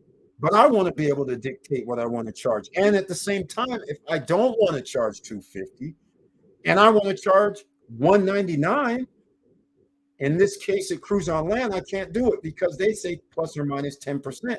They're going to go, Eric, the most you can do is the lowest you can go is $225. I'm going to be like, okay, that's not going to help me. I don't get any rentals anymore. But I understand what you're saying. He says Larimar is going to have like 40. Hey, Mr. De La Cruz, how many apartment buildings or how many units do you think is going to be in Vista Cana? It's going to be near the same. It's going to be quite a lot. And they have just got started. So those two are mega projects. Cruise on Land has George's Charles, if he's still here. I think he's not up. I'm not up to date with Cruise on Land. I think they have 2 more buildings got added. So instead of 12, I think they're going to have 14. If I'm not mistaken, they had 2 more buildings added. I don't know how many units are in a building, but they got 4 bedrooms, 3 bedrooms, 2 bedrooms, studio units, and lockoffs and all kinds of stuff. So they can have, I don't know, I would guess at least 10,000, right? Primavera Luxury 4 and Primavera 5 when it comes out. How many units are going to be on that one road outside of there? I mean, there's going to be people coming. There's no reason to be afraid of that. But we will see. We will see what happens. That type of micromanaging works for smaller exclusive projects, not Larimar. Such big projects struggle to have high occupancy rates, so owners should have the flexibility to apply dynamic pricing. I agree with you 110%. I agree with you 150%. I frown upon restrictive pricing. But here's what's going to happen, though, unfortunately. I'll keep things a little in perspective. Victor Marrero, he rents at Margaritaville. Some of the Margaritaville owners are in the rental pool. Some Margarita owners are not in the rental pool. I don't know Margaritaville's rental, their HOA, if they tell people you can only rent plus or minus a number. I don't know if they do that. But there's a huge difference. From what I understand, Victor Moreau can correct me. From what I understand is if you don't have the furniture package, then the person can't use the all-inclusive, which is major, right? You start doing these little things like that. So these are the type of things that come into play. The other people could have a different management company. I'm not sure, but let's say they do. Now, they're not going to be able to charge as much as the other people. And it's not going to be plus or minus 10%, I would imagine. So I don't know how to do that. So that's where I'm worried about when somebody does this. Now, when you say Larimar is not going to be able to do something, actually, you can do whatever you want to do. I don't know what you mean by the first part about smaller micromanaging works for smaller. It's not really micromanaging. It's very simple. If you come into a project and whether I have 10 units or whether I have 40,000 units, you're checking in. That's pretty much it. It's no micromanaging. You're checking in at the front desk regardless. So you're picking up a key at this location. You're checking in at this location. Doesn't really matter how many units are in the building. So you're going to be assigned this unit. Your unit is building, let's say 20, and it's over there. But you'll probably be checking in building 20. You see what I'm saying? So if you go to the Philippines in Manila, when we went there's an Airbnbs. They started building a new section, and it was awesome, right? To see this, they had high rises, right? Well, I don't know, 25, 30 floors high, I guess. That's my guesstimate. You come down, when you get up in there, you see pools, and they're huge. They're not these little pools that are, 30, 40 feet wide. It was like 50 feet wide, and they were 75 feet long. I mean, they were real huge pools, waterfalls, all kind of stuff. It was awesome to see. But there's one thing that happened when you walk in the building. It's a lobby. Somebody's there. There's a lobby. So you can check in. And sure enough, you go in there and there's a check-in center. So people are already manned in the building, which that's how they have it there. I'm not saying anybody's doing that yet, but that could be a possibility. So therefore, when people are coming, they know when people are coming. That's the other thing as well. Because remember, we know when you're checking in.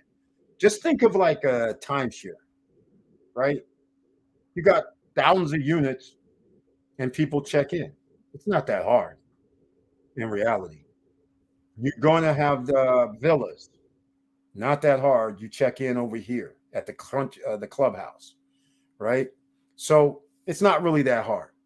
Just think about it. It'll be simple. It's not that hard. Not that, and there's other things that people don't consider as well. Not everybody's renting. Remember, not everybody rents. Some people are going to live there. We just don't know how many people are renting and how many people are going to live there, nor do we know how many people is going to stay there 6 months out of the year and then rent the other 6 months. You don't know any of those little variables. It could turn out where a situation is such that 50% of the people live there. That's what it could turn into. It could also turn into 50% of people live there. 10% of the people do 6 months or longer rentals who aren't in the rental pool, and you're only renting 30% of the units potentially. So, you just don't know what the makeup will be. Just like what's going to happen at Cana. We don't know what the makeup's going to be. Just like what happened at Primavera 2. You can go right now, look on Airbnb and look at Primavera 2. When I looked for July 28th through the August 4th, I think it was, 7 nights, there was only 5 units at Primavera 2 for rent. 5. They have hundreds of units there now. So that could give you indications. Yes, it's a villa project. I understand. Villas are generally where people might live more than in a condo, but you never know. So until we know the numbers, then we'll find out. Yes, Beach Rock is only about 6 apartments. It's a small building right next to Galaxy, also in front of Hard Rock. It's about 15 years old. This will be a hell of an investment if it was for sale. Yeah, exactly. Exactly. I never heard of it. I didn't know there was such a thing as Beach Rock. I saw that one. There's another one there too that I've heard of before. But that one that I saw, Beach Rock, I was like, what's this? And the building was like turned sideways, it looked like. It did. Well, it might have just been their pictures. So I couldn't tell from the way their pictures were what that was. No, he's talking about his spot in Margarita. You're required to have one of the 6 furniture packages. Oh, Margaritaville has a furniture center where to pick the package. If you don't, then amenities are off limits to your renters. There we go. So that's what it is. I knew there was some reason why it's off limits. If you don't have the furniture package, then you're off limits to the all-inclusive.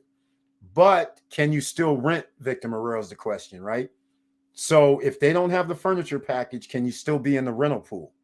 That's the $1 million question. And if you are in the rental pool, or let's say, give us both ways. If you're not in the rental pool, can you still do short-term rentals? Because that's where we're going with some of these projects. And again, Larimar, we don't know. They're forming what they're going to do over the next 2 years, 2.5 years. But I'm hoping they don't adopt this plus or minus 10. I'm hoping they're going to adopt where I'm fine with if you rent it out, you have a management company, and we got to approve them. That's fine. I don't really care about that. What I want to know is they're not requiring us to do a furniture package, and they're allowing us to rent if we want to. So if we do 6 months or longer, we can rent on our own. We don't need approval. If we do leases or anything like that, we don't need approval. So that's going to be very interesting. But again, they're formulating this. Unless Mr. De La Cruz knows something I don't. Okay, let's see.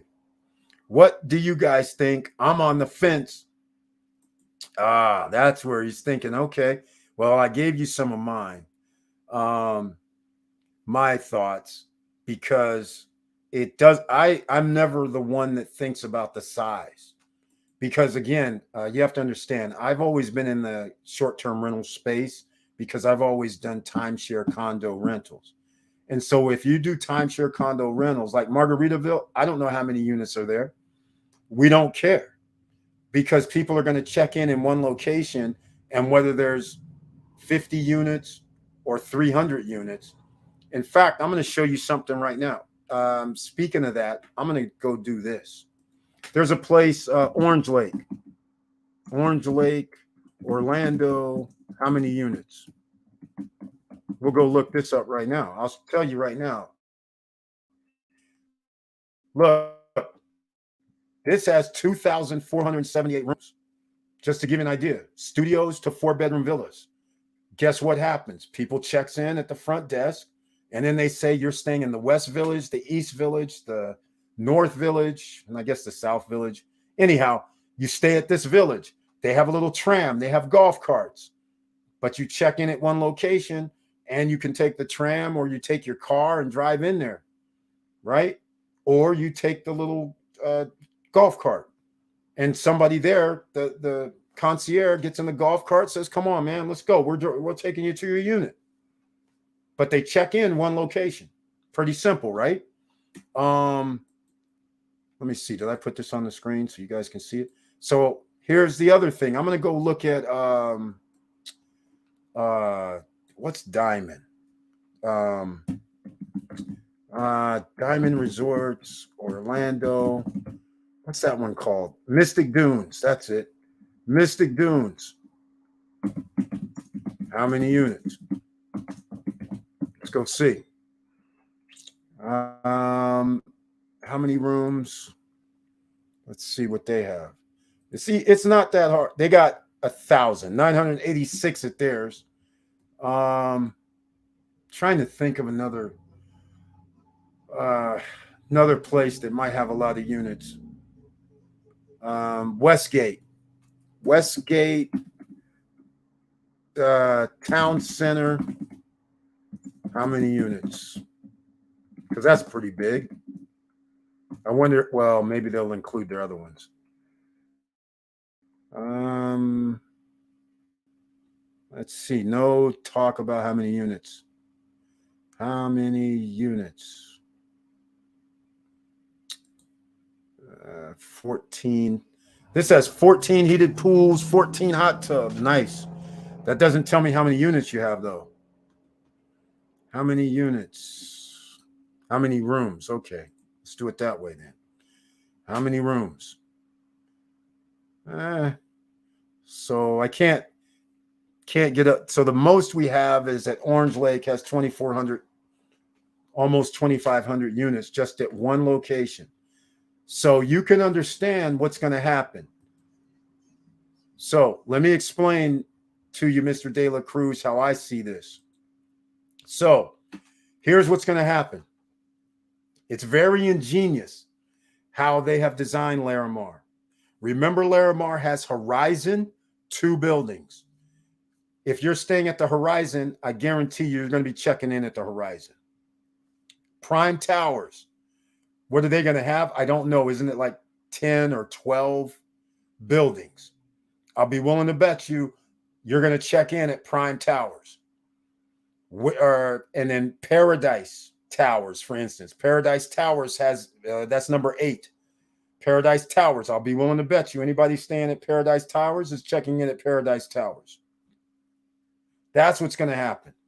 So when they make an announcement in phase 2, if they call that, made up name towers, I'd be willing to bet you when you're staying there, you're going to stay at the made up name towers. You're going to check in that location. Because remember, every building generally has a lobby. So I'm pretty sure That's what's going to end up happening. So it's not going to be chaos or anything bad. It's going to be easy. It's not even that hard when you really think about it, right? Somebody's going to stay at the villa. I'd be willing to bet you they're going to have a check-in desk at the country club or somewhere over there. I'm pretty sure. So that's all they're going to do. I don't think it's going to be one check-in center, even though that would be very smart in itself. Just make one check-in center and then you get your keys and then people direct you to wherever you go from there. That would be awesome. But either way, you're staying at the Cosmopolitan at City Center. You're staying at Vidara, right? They have thousands of units there. All you're going to do is go to the Cosmopolitan to check in, or you're going to go stay at the Veer or Vidara or REA. That's where you're going to check in, depending on where the building is, right? So I don't see a problem. And in fact, there goes a better comparison. City Center. How many rooms? Or rooms? We'll go City Center. How many cities? Wait, City Center, Las Vegas. Because there might be some other place called City Center, right? How many rooms? 6,800 rooms and condominiums is in City Center. All right. So think how City Center is. If I'm going to go check in or stay at wherever, I'm going to check in. So when I love the Cosmopolitan, for instance. So when I go there, I check in at Cosmopolitan. Drop off, go right there. They say, Eric, you got your room. You go upstairs. You're done. If you're staying at Vidara, same thing. You staying at REA. REA is more like a hotel, but still, you just go to the front desk, check in. So it's not that hard. It's pretty simple. And City Center actually is more like how Larimar probably is than anything else. All right. Let's see. Hopefully that gets you off the fence. If you're considering, are you telling me, Mr. De La Cruz, you're going to try and be at Larimar with the rest of us at roughly $150 or $1,500 a square meter right now?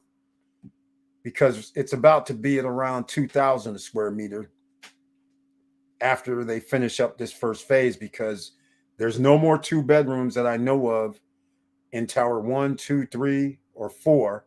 Paradise Tower, they might, but you're going to be at 150,000 and up, I think 140 maybe, because they just started doing Paradise Towers. But Paradise Towers is further back into the complex. Built Tower 1, 2, 3, and 4. They're the first. The Towers 1 and 2 is the first right off the boardwalk, right there next to the boardwalk. 3 and 4 is right behind. And then I don't know if there's a building or auditorium or something, but building 8 is 3, 4, 5, 6, 7, 8. So you're going to be 4 blocks back, which nothing's wrong with that. You'll be inside the complex, but all I'm saying is it is what it is. So just keep that in mind. So I don't see where there's going to be a problem. All right, ladies and gentlemen, inflation versus your financial freedom means you got to get your assets now that pay you. Any disposable income, you have to consider getting a asset, and as many as you can get, not just one. If you can get more than one, you're very fortunate, and that's what you should do. You should put your money, diversify, make sure you have some real estate, make sure you have some stocks, bonds, if necessary, whatever you want to do, but make sure you have money making money, generating money for you. If that means you have to do social media platforms and do some whatever on TikToks or whatever, Instagrams or new, what do they got? The new Threads that came out by Microsoft, which is very, very funny. We talked about this on Monday. I find it hilarious that Zuckerberg said, why do I need to buy a Twitter for 40 million or 40 billion when I can just create a clone for a few million? That's what he did. And the reason why that was significant was because it was a no-brainer. He already has Facebook. He already has Instagram. All he has to do is have his Instagram followers or Facebook followers tie into Threads. He had an ecosystem. He didn't have to get a customer acquisition cost.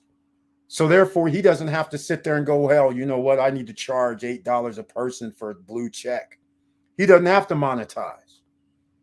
He just had people click on some buttons and they automatically are able to get into threads.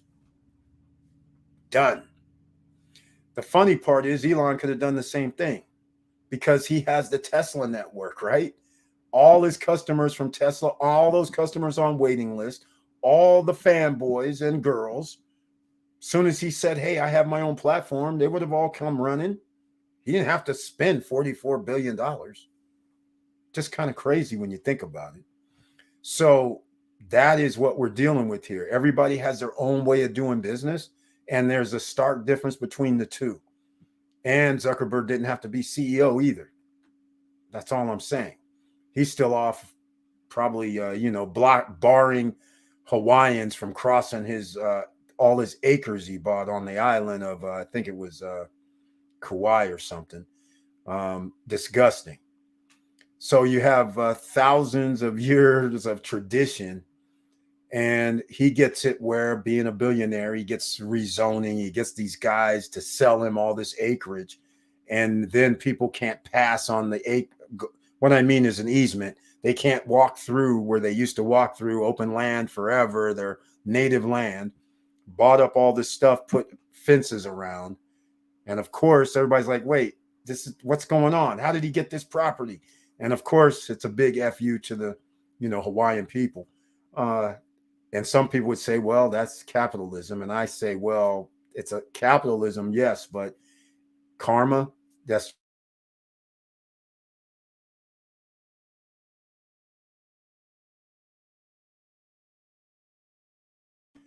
Hawaiians, and then you're blocking them from access. That's just crazy. And then having a fight against them with it, and you could live anywhere on the planet. It's kind of crazy when you think about it. So again, all these guys, remember, Zuckerberg and all these guys, he's like one of the top 10 probably richest guys in the world, right? I would imagine. I'm going to pull up something just so I can, I'm going to pull this up since I mentioned it. Zuckerberg and Hawaii property against native Hawaiians.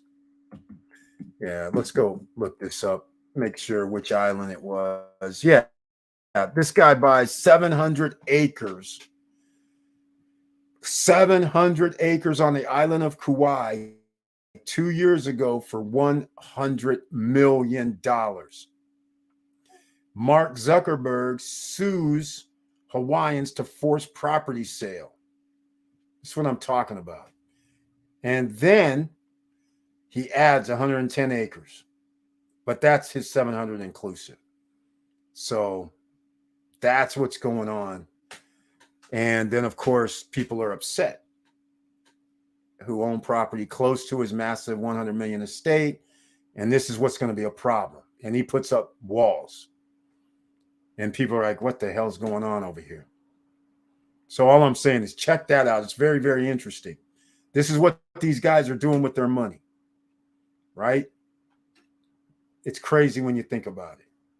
When you could have spent 50 billion to possibly help a significant portion of the world not starve to death.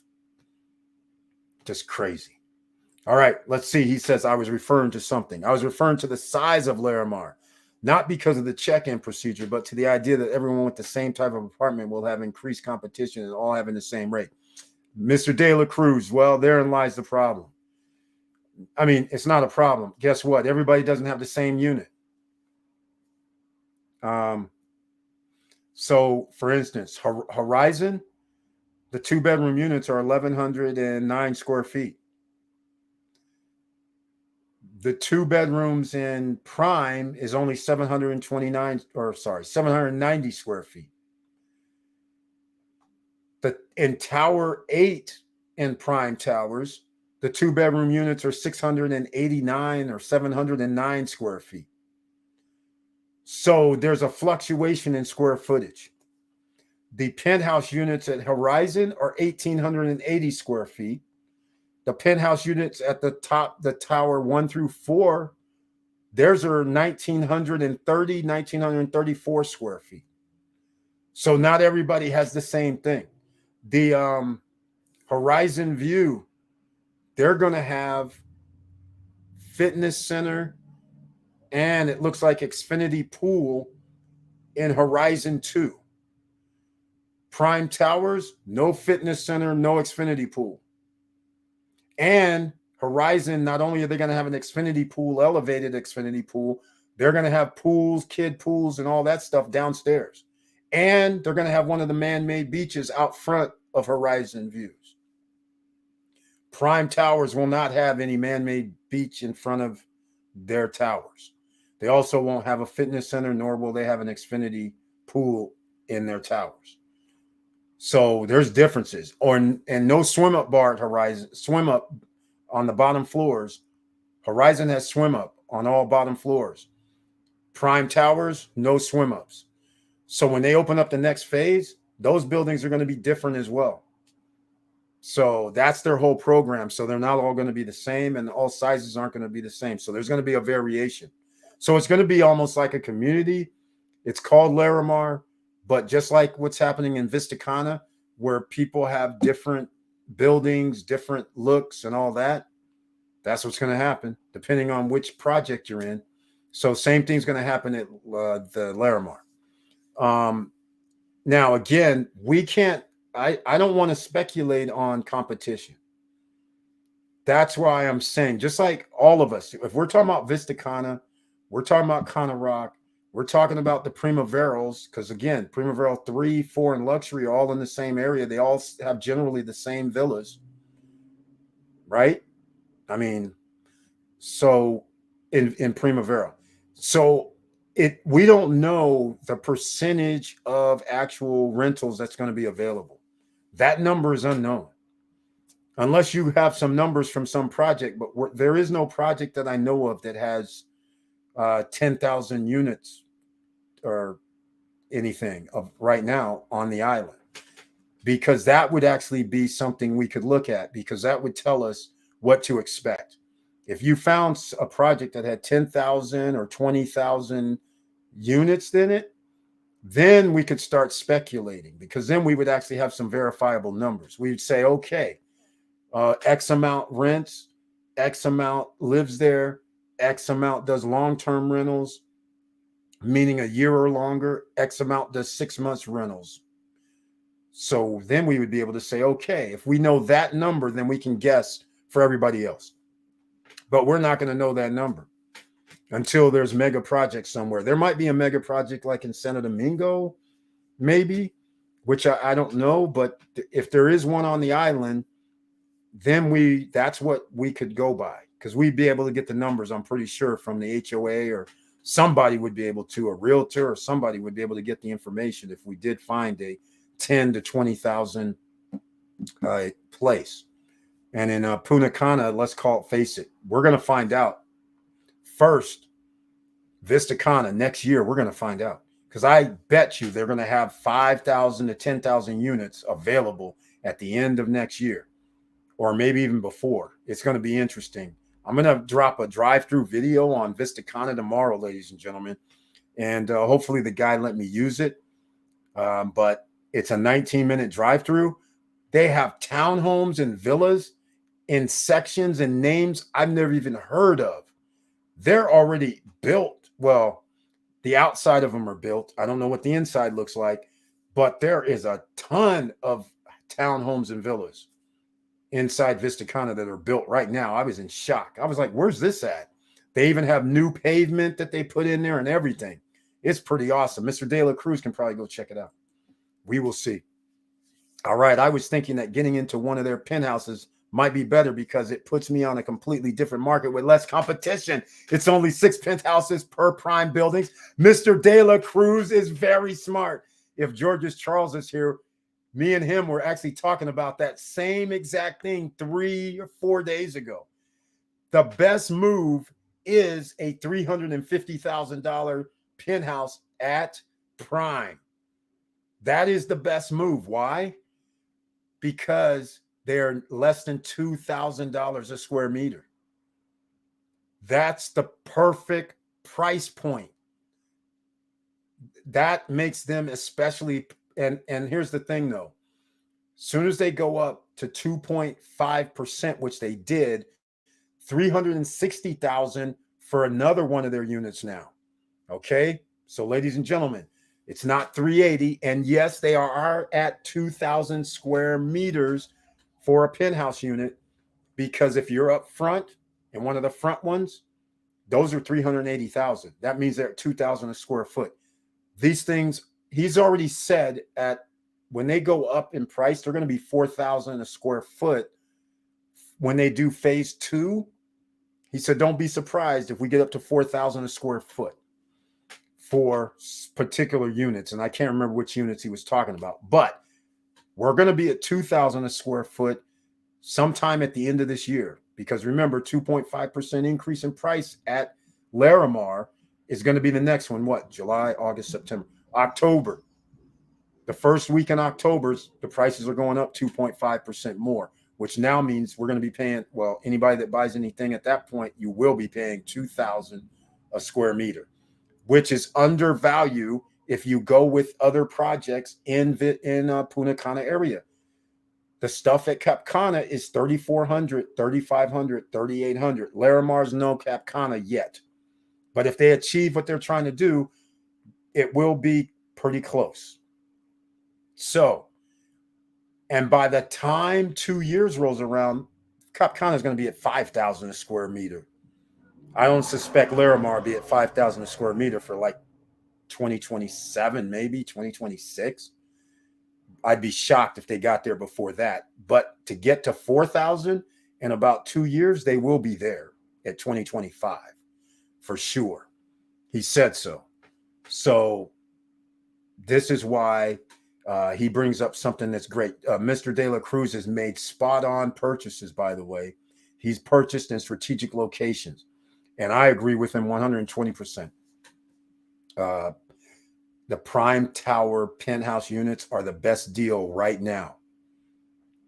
And they're going to be the best deal until the end of this year, because next year you're not going to be able to, you're going to have to buy at 400 and some thousand. And once you get to 400 and some thousand, now you can buy almost anywhere and still get the same type of feel, the same type of 2,400 square feet, 2,200 square feet with big terraces and all kind of things going on once you get to 400,000.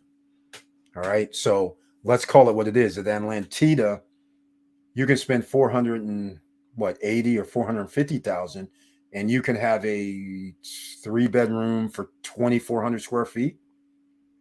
Let's call it what it is. Right. So 2,700 square feet in some cases. So the fact that they have that right now at Prime Towers, where you can get 1,900 square feet at 360, 350, 340, those are hella deals, especially at that project. So once again, you're thinking properly, quite frankly, and you've already hit it on the head. He said it exactly right. 6 penthouses per Prime. That means there's a limit on how many is available, which also puts us in the category of how many people are actually going to rent theirs out, how many people are going to do short-term rentals, how many is going to do long-term rentals, how many people are going to live there. Because 1,930 square feet is big enough for people to live in. So I have a sneaky suspicion there may be 6 penthouses, but I'd be willing to bet you 2 of them will be for rent for short-term. I'd be willing to bet you, because 3 of them, I think people are going to live there.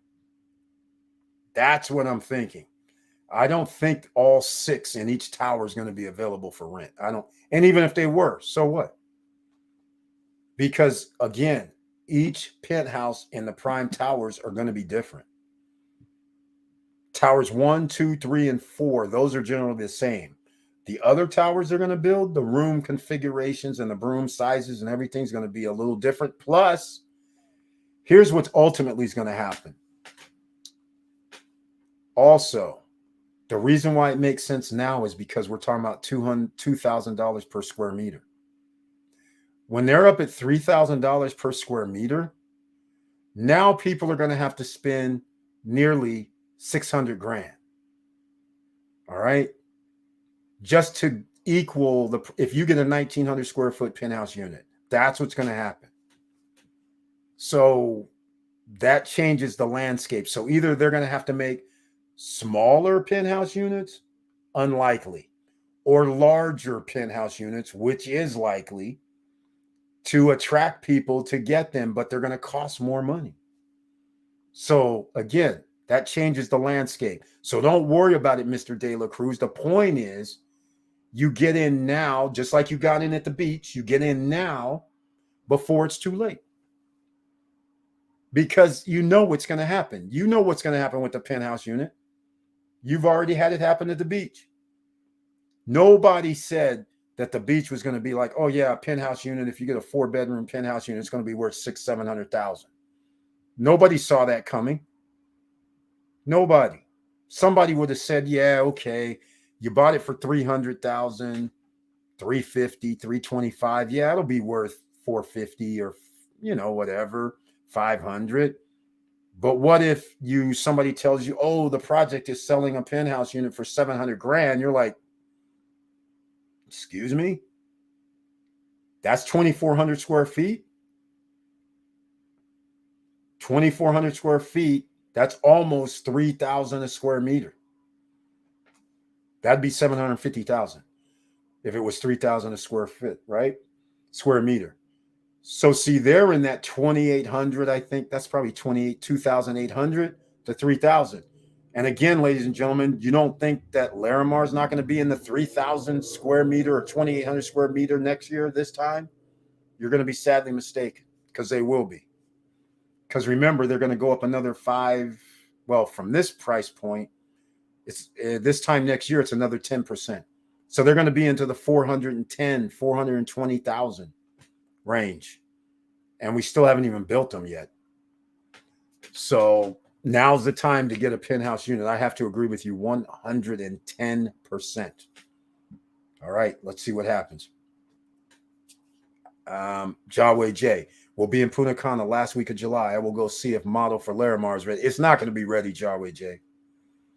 You shouldn't even go over there if you're expecting that. Don't even go. If you already made the flight and all that, there's not going to be a model there. Let's call it what it is. Just like I said on the live when he said that. I said, come on. It's like June, what was it? June 20th or something? June 15th? I don't know when it was. I said, come on. What's their name at Cruise on Land? They said, oh, we'll have a model in January 2023. I'm like, how? This is like in November, they're talking this mess. Here it is, June. They still haven't put up their model yet. It's still not finished. So again, when pressed upon it, when we did the live stream, he says, well, we're trying. Yeah, we'll get it. We're trying to get it done. Come on. Let's just, this is nonsense. I'm not going to, you guys know I call it like I see it. It ain't going to happen. I'm not thinking it's going to happen. If it's a pleasant surprise and they actually have a model unit there, I would be shocked. It's already July 12th. 3 weeks. Let's put it another way. There's also no project that is built a model in a month and a half. In fact, it must have been around June 15th because they had 45 days. I remember referencing 45 days on the live stream. So it must have been June 15th. So yeah, you can forget this, man. I'd be shocked if they did have a model out there, I would be highly impressed. That would be moving mountains. And that also would open up floodgates where more units would be sold. And by the way, 90% of the units are sold at Prime Towers 1, 2, 3, and 4. There's literally only a few 2-bedrooms left, and then whatever else is left for 1-bedroom units, unless somebody is canceled. So you could get lucky because out of a 400 and 450 people, you are going to have maybe 10 people that fall out. So there may be a 2-bed, because I'd recommend getting a 2-bedroom at these price points, 135, 145, whatever. That's the price point that you need. Because you remember, these are only the 2 bedrooms. Well, okay, there's a couple things going on. The 2 bedrooms are only 790 square feet.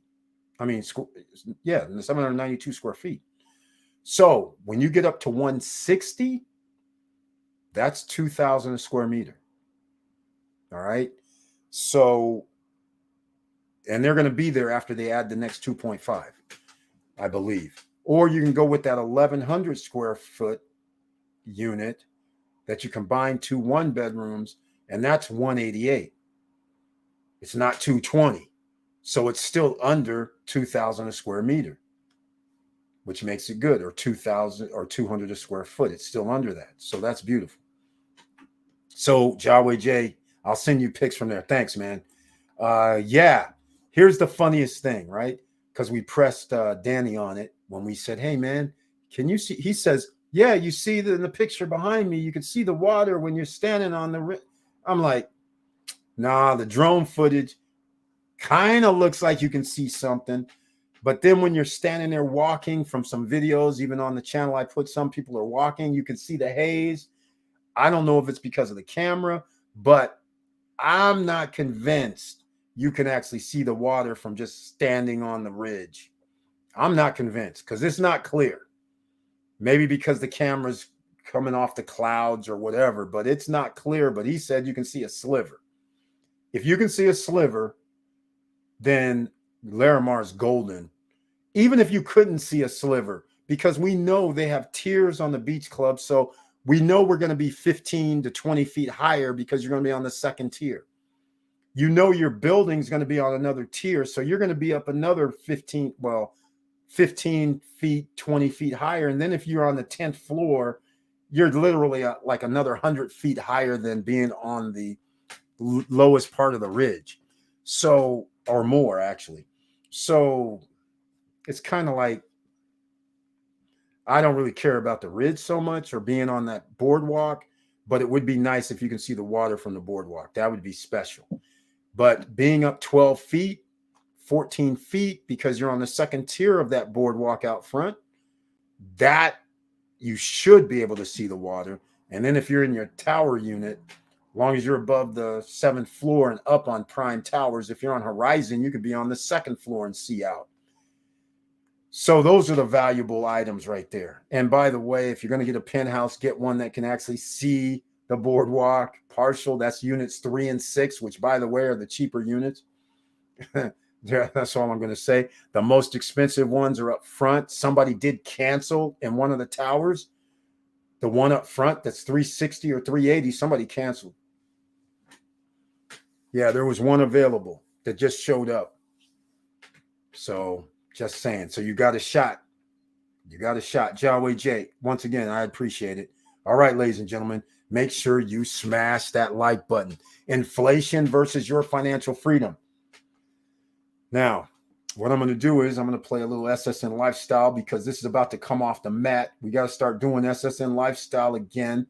New stuff will be coming out here shortly. New labels on products will be seen on Friday night's live stream. New bottles, new labels, new stuff. That'll be all coming out, getting that reboot happening, making things happen. It's going to be all part of, we're going to be doing what we always do. You want the SSN Lifestyle, so we're setting it up along those lines where you're going to be able to have fun all over the world.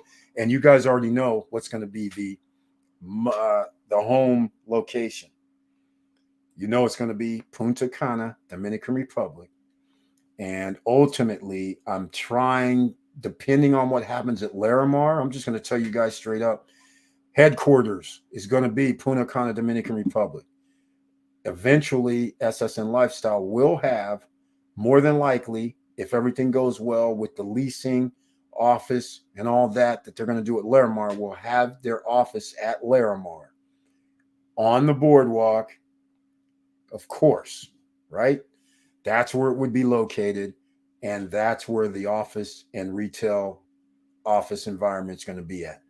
Yes, signing up people to be members, yes, this is true, and go along with some excursion packs and all this other stuff, but we're turning it going to be but it'll be all over the world, but it's not just going to be there, but that's going to be where the mother resort is. So it'll be offshore as well as onshore. All right. So, but that'll probably be a separate entity, but it'll be held as a subsidiary of the company here. So don't worry. It's coming, ladies and gentlemen. It's just going to take a little longer, but we're still going to be rocking and rolling. Here's something that just happened. Key West, which I couldn't do because it was last minute, because I didn't want to do it last minute, but SSN Lifestyle members would have been able to stay at Key West, Coconut Mallory Resort and Marina. That's right, Key West. Get this, $1,399, ladies and gentlemen, for the week, July 28th for a week. 2-bedroom unit. You heard what I said, marina. Yes, you can actually park a boat in the marina. Okay, forget the boat. You don't have the boat. You can rent a boat that's in the marina.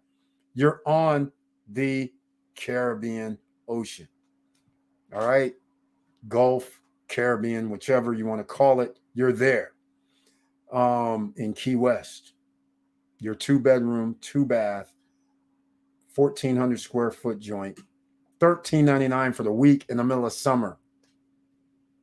Yeah. So needless to say, those are the type of options for travel. And yes, it would cost over $2,000 for the same week from everybody else. Let's call it what it is. All right. So let me do this. We're going to play this one right now. Let me see. What haven't I played in a while? I don't know what showed up tonight. So I'm going to go with some. Oh, I know what I'm going to do. Something a little different. Let's go with this one.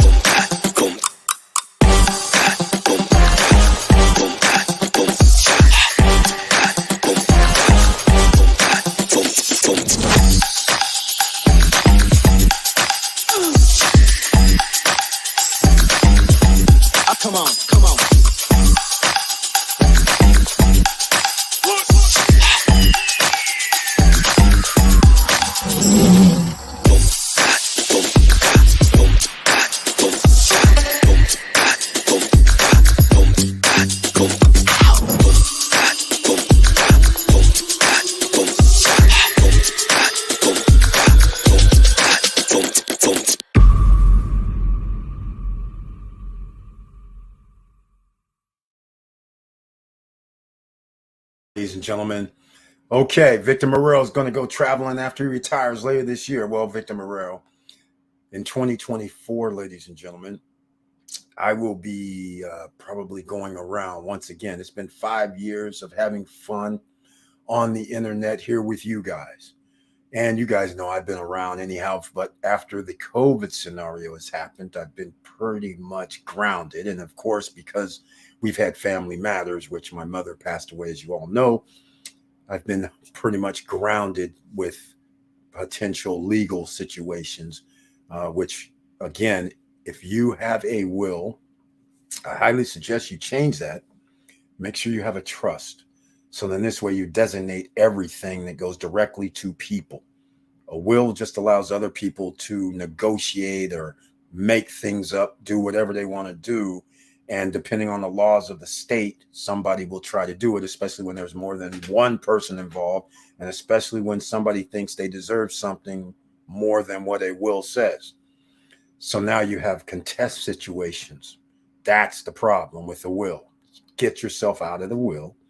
Put it in a trust, go see somebody, set up a trust, set it up so you don't have to go through probate. All right. Okay. Yes, I told my parents to do this for years. They still will not go do it. And my parents were in the military. So all they had to do was go down to the military law office and get it done. Simple. Still would not do it. All right. And that puts us in a situation like now, probate still going after a year. All right. But you guys saw, I'll be back in Vincennes. I got to go to the motherland for a second. Probably, I haven't figured it out, but let's see. I want 55-degree weather, something like that. That means I got to go after March. Let's say March, April, right? Probably somewhere in there. March, April. Go over and hang out in France for weeks, a few weeks, maybe 2, 3, maybe a month. Who knows? I need to hang out on the EU. All right. So plan on that. You'll see that happening. So you won't see this setting. You'll see some others as well. You'll see the setting that you saw. That's where I'll be. All right. Probably I want to stay like 3, 4 weeks probably. So might stay there like 3, 4 weeks. Then I'll be going around the EU, actually. That's the only reason I'm going to stay, because I'm probably going to go down to Italy, probably go to the French Riviera, probably in April. Go to Nice, Monaco. Go hang out. Have a little fun, right? Let's make it happen. Okay, let's see. Victor Morel says, Mr. De La Cruz, I agree with you. Those penthouses are unique. You only have 5 others competing for bookings. This is a perfect scenario. Victor Morel agrees too. Yes. All of us in any type of short-term rental environment, we will always agree with that. Because, again, all 6 will not be for rent. I guarantee you. All 6 will not be for rent. There will be a limited amount for rent. And that means, and here's the other funny part about this. What people aren't realizing, Mr. De La Cruz may not even know this. If you didn't see that live stream with Danny Malky on there, the representative from Larimar, then he said Horizon 1 is cool, but he said Horizon 2 is gonna be special. But what he said was Horizon being the gem or jewel of, I think he used the word gem. Horizons are going to be the gem of Larimar. Prime is next to Horizon. So by being in the same vicinity, even though you may not be able to go hang at Horizon, but if that's going to be the jewel, you want to be right next to the jewel. That's all I can say. That gives you more. And if you have a penthouse unit, that's special in itself. 1,900 square feet is nothing to sneeze at. And they've done it right. I mean, it's kind of like the beach ones where they have, but they're not even as big as the beach. The beach is 2,400 square feet for their big one. But what I mean by that is they have the half bath upstairs. So therefore, you can actually have your guest upstairs can use the restroom. And then downstairs, they have 3 bathrooms downstairs. And then they have a sitting area, depending on which configuration you choose. Quite frankly, I like the ones on the side, the way they're configured. But if you really want to buy one, it'd be 1 or 2 units, 1 or 2. Then you go 3 and 6. And then you go 1, 2, 3. Then you go 4, 6. What am I missing? 4 and 5? Yeah. 4 and 5 is in the back. Right? So, and the boardwalk is in front of you. And then you're in building 1 or 2. And then on the sides is 3 and 6. And then in the back, the same units that are 1 and 2 is 4 and 5. Except they're in the back overlooking the pool.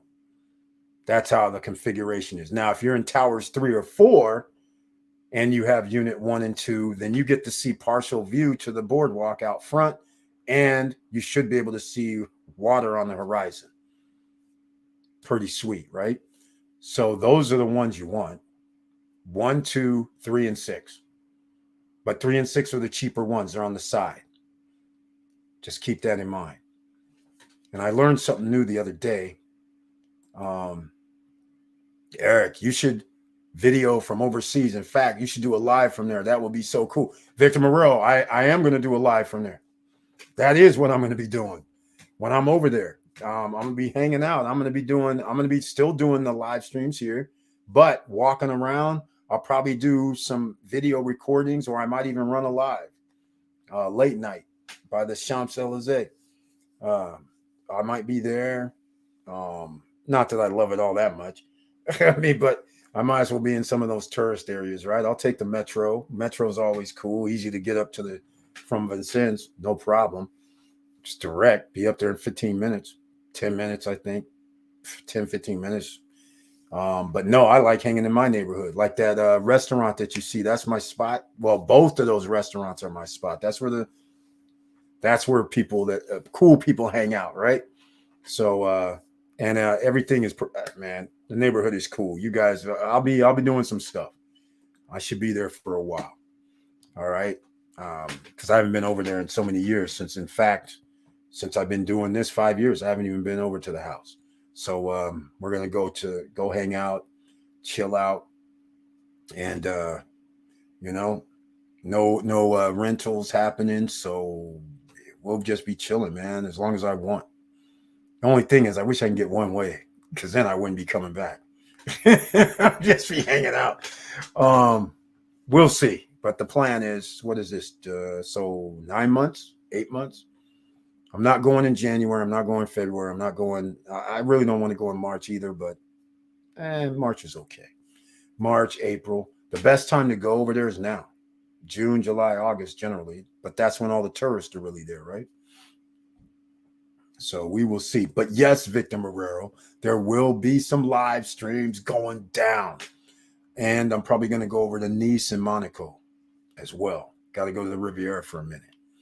So all of that. You guys will be coming along for the ride. So I'll be doing that damn thing. All right. Don't worry, guys. Because, we can hang as long as I can be over there forever. I don't have to come back. So we'll see what happens. All right. So we'll almost end this tonight. If anybody has anything else they want to discuss, inflation versus your financial freedom, hopefully, if you came in and did not see the beginning, we were talking about inflation versus your financial freedom. Once you understand that inflation is going to keep increasing, regardless if the government lies to you about 2%, they're lying to you. Reason why, all you have to do is just ask yourself or go look it up. Are they still offering bonds? The answer will be yes. Are they still offering interest-only loans? Are they still loaning to banks?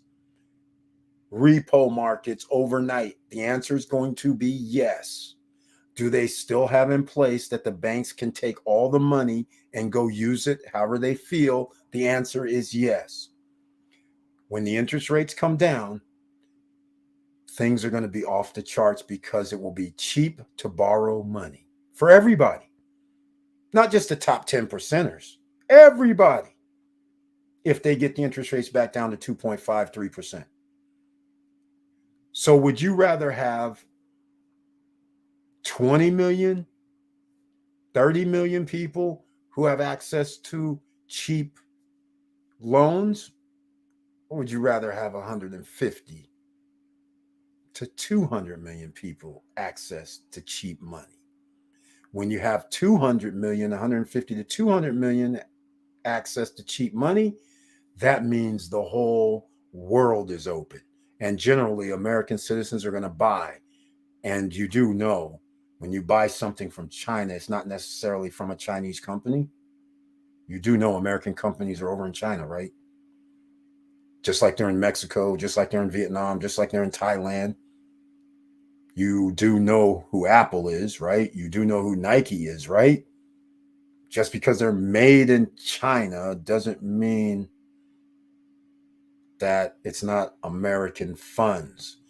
So all I'm trying to say is money will be flowing because borrowing is cheaper, buying assets is cheaper, and that means inflation will go up. Inflation isn't just based on the numbers of, your taxes and food and that. Inflation is also the number that you don't think about when it costs you more money to buy any product. So just like right now, Victor Marrero, can you tell me something? Do you guys still charge the same rental rate as you did 2 years ago at Margaritaville? Because here's the situation, ladies and gentlemen. Just like right now, I'm doing some stuff in Lake Tahoe.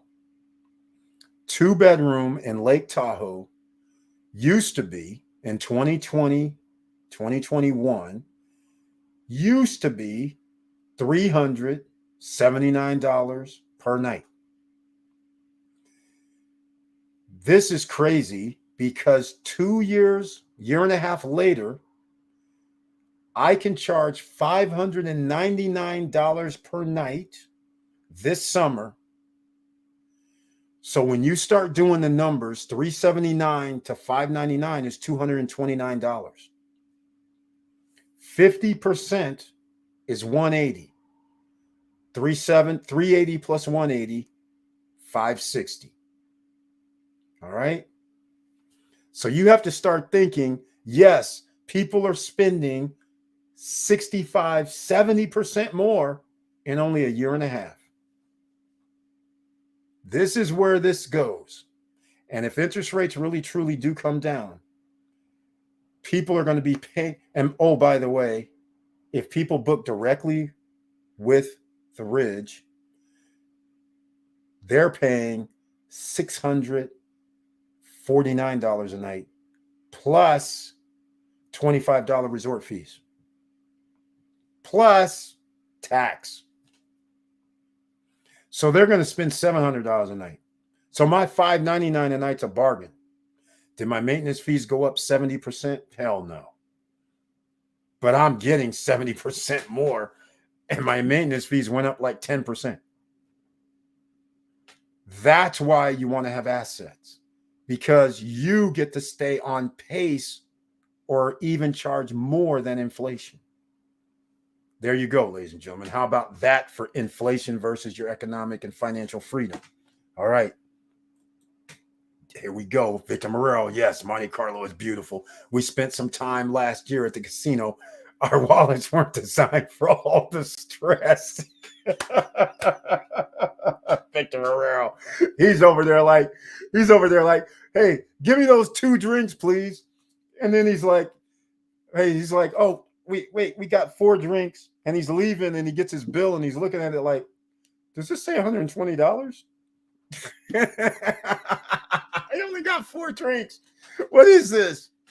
Victor Morel, here it is. We paid $25 for a simple drink right outside in the street.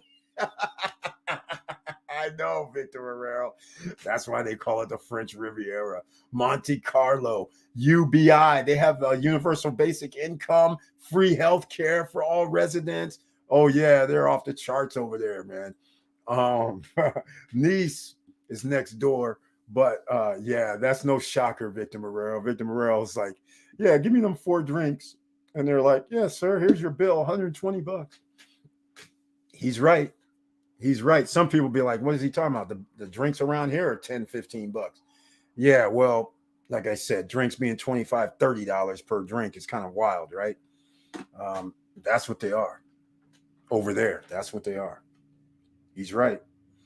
He's exactly right. It's crazy. That'll get you sticker shock. Why? Because you're in luxury upscale location. Not really luxury upscale, but when you go to Monte Carlo, Monaco, it's luxury upscale. You got 200, 300-foot yachts sitting in the freaking harbor right there. I mean, you got helicopter pads. You got everything. That's where the world's rich and famous stay. Party at. That's their party zone, right? So, in fact, speaking of Monaco, oh man, the Grand Prix and all. In fact, I won't even get into that. Here, we're gonna go. Let me see. A few kilometers. Yeah. Okay, we're going to Monaco. I'm looking it up online because this is so funny when the official language is French. This is true. But Victor Morero, he's been there. He knows. So right there, you have to make a decision. Am I going over to Italy now? I think so. Okay. Anyhow. All right, ladies and gentlemen, we're going to wrap this up tonight. We've had a lot of fun. Hopefully you've learned a little bit of something, put some thoughts in your head. And I appreciate Mr. De La Cruz becoming a new member of the channel. I greatly appreciate that. with the icon next to his name, and he's thinking properly. Because sometimes people are thinking, hey, Eric, didn't you say there's a one-bedroom unit for $94,000 at Larimar? Yes, this is true. But what you also have to think about is it practical for me to spend $324,000 or $340,000 or $360,000 when you know once it's built, it's going to be $800,000? So you tell me, would you spend $360 if you know something's going to be $800,000 in 2.5 years, 3 years? Now you're going to say, yes, Eric, that's a bargain. But the problem is, in today's money, you're going to say, no, that might be a little bit too much. I don't think that's a good deal for me right now. But then 2.5 years from now, when it's 800,000, 750,000, then you're going to go, damn, I could have bought that when it was 350. No, you could have bought it when it was 308. How about that? When it was 308,000, you missed out then. Now it's up to 340, that 308,000 one. You could have bought the other one at 326. Now it's at 380, 360 to 380. And I think they're going to do 380 because the 360 price, I think they miscalculated. But I don't know why the unit 1 or 2, one of them was 360. I don't know why. But all I'm saying is, in a year, it's went up 40 G's. And now it's going to be 2.5% every 3 months, which means 10%. So now units are going to be closer to 400,000 next year this time.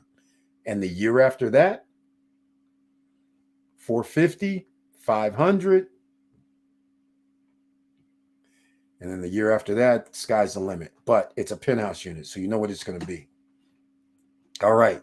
So that's just an illustration of what's going to happen. So once again, I got to thank Mr. De La Cruz for becoming a member of the channel with the icon. And if you tried to get in the chat room tonight, there's a reason you couldn't, because only members with the icon can be in the chat room tonight. Everybody else, well,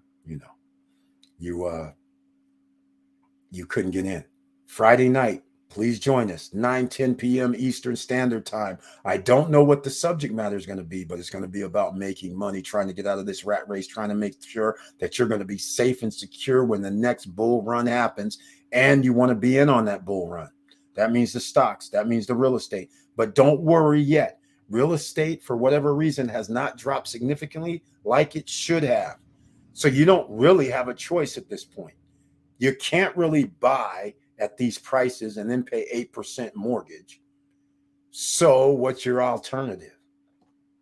Sit back and relax, because it doesn't matter where you are, whether you're in California, whether you're in Florida, whether you're in Tennessee, whether you're in Texas, everybody is getting hammered with the cost of living increase.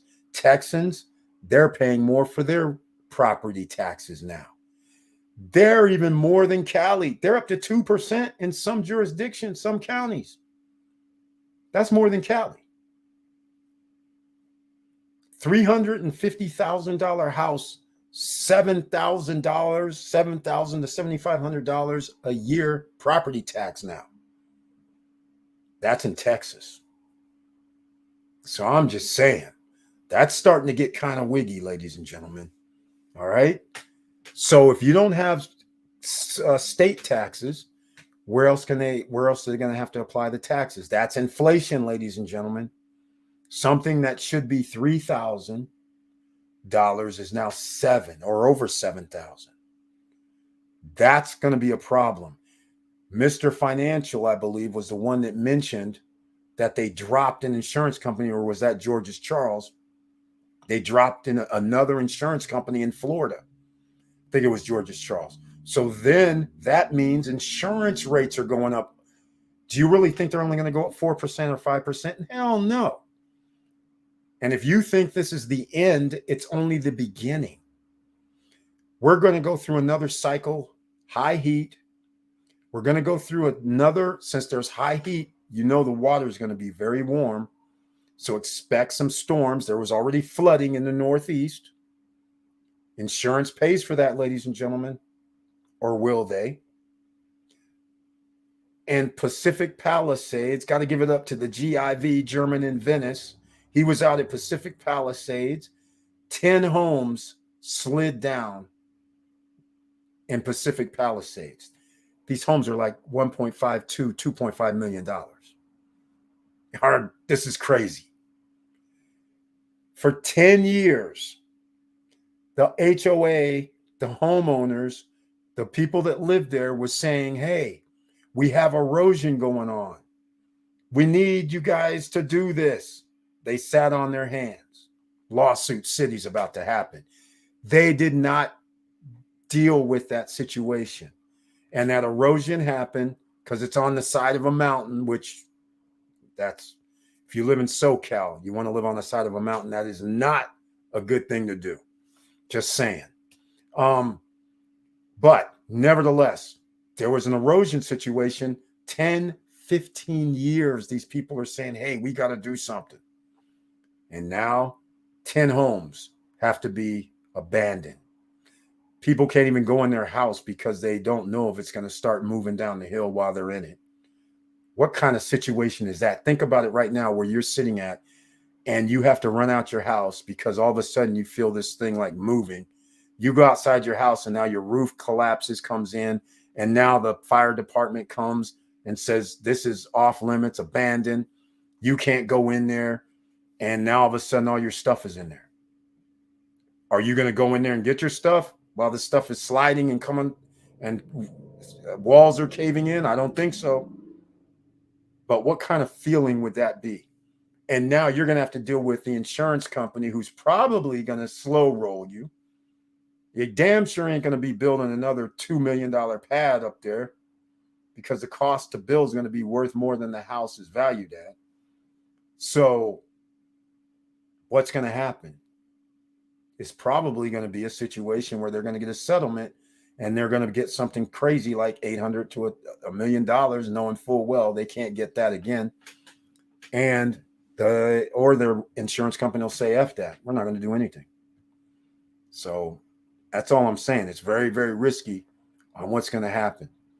So let's see. Victor Moreau, I think I missed one of his things. Here we go. No, the management company has reduced the nightly rates a lot. I've seen some rates as low as, wow, at Margaritaville, $250 per night. Now that is crazy. That is ridiculous. People are broke. On top of that, 3 nights max at, oh my.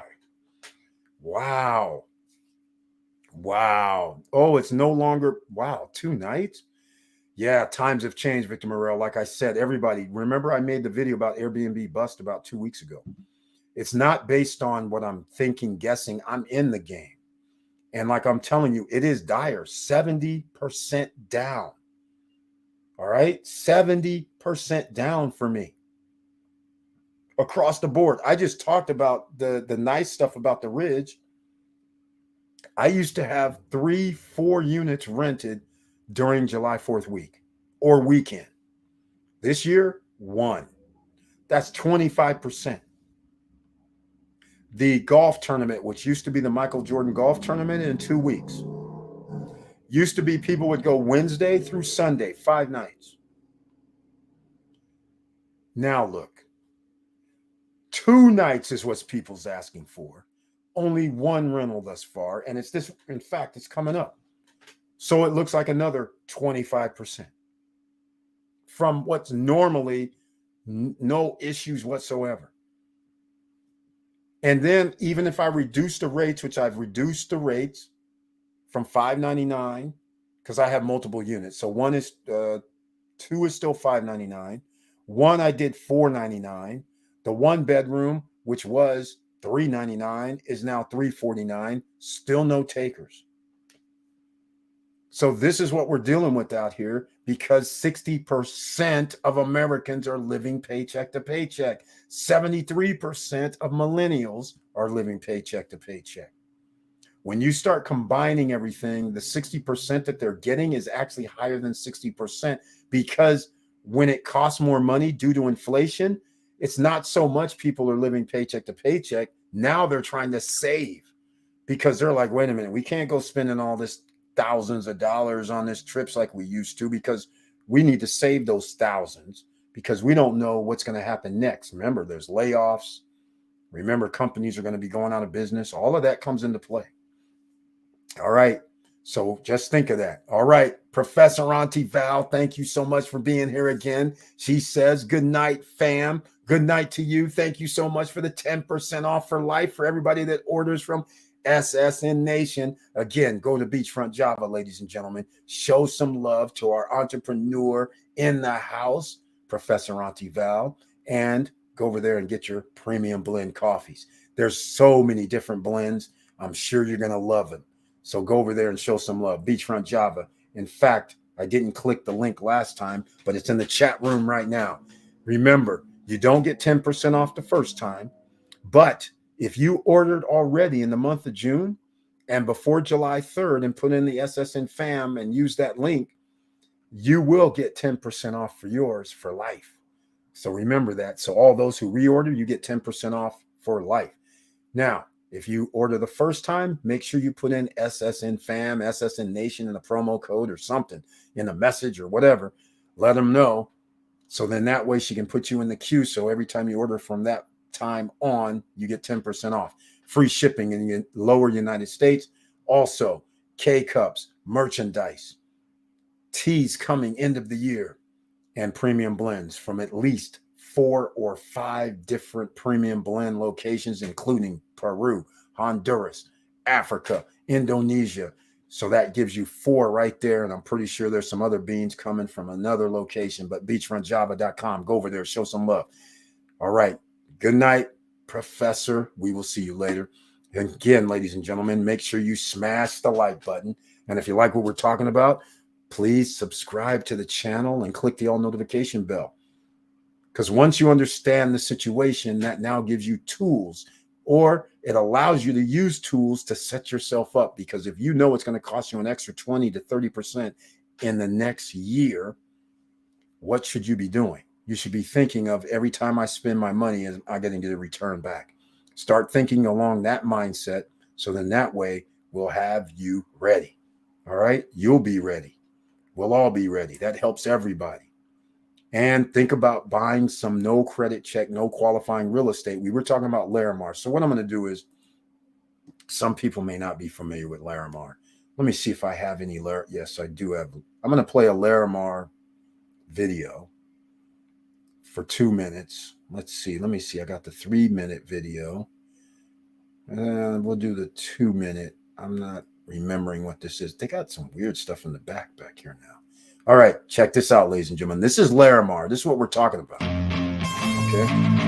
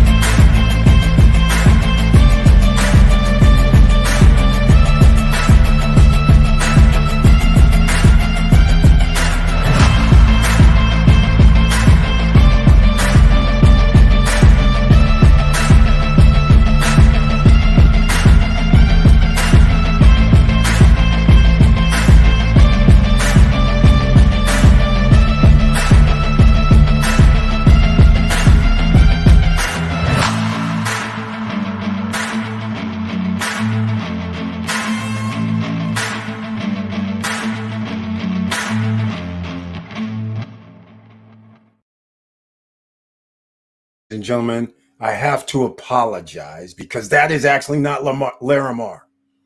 That's just a feel-good expectations of the type of feeling you're going to get at Larimar. All right?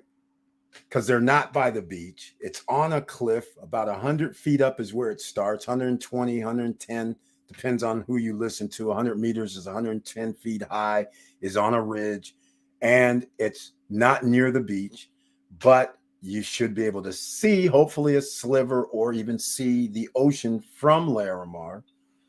Now, let me throw up another video because this is the one that came out letting people know 1%. So this will show what Larimar really is. Beach clubs, levels. All right. Just so if you're new here, this is a no qualifying, no credit check real estate project in Punta Cana, Dominican Republic, voted the best of 2023 popular destinations TripAdvisor. It's number 9, Dominican Republic. Not just Punta Cana, all of Dominican Republic is number 9 on the list. Top 10.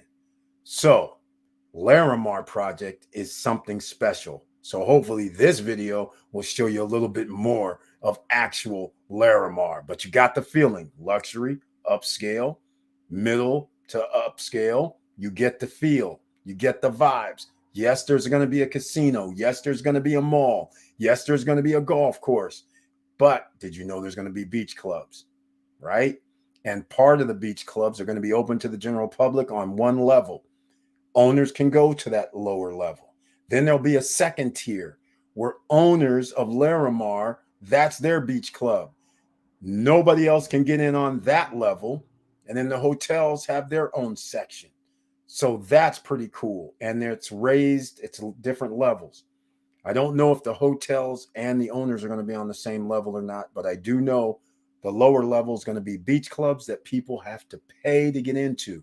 That means cabanas. That means bars. That means pubs. That means restaurants. That means Victor Morel's Tiki Bar is going to be out there in the water. That means water park type of stuff. Kayaking is going to be available and swimming and doing all kind of crazy. And that's just starters. That's on the boardwalk. Inside, sports complex, basketball, soccer, baseball, driving range for golf, tennis courts, all that's in there. What else do we have? Fitness center, wellness centers. There's a lot of stuff at Larimar here. This is the one I'm going to play for you right now. This is when 2.5% started increasing in pricing this month.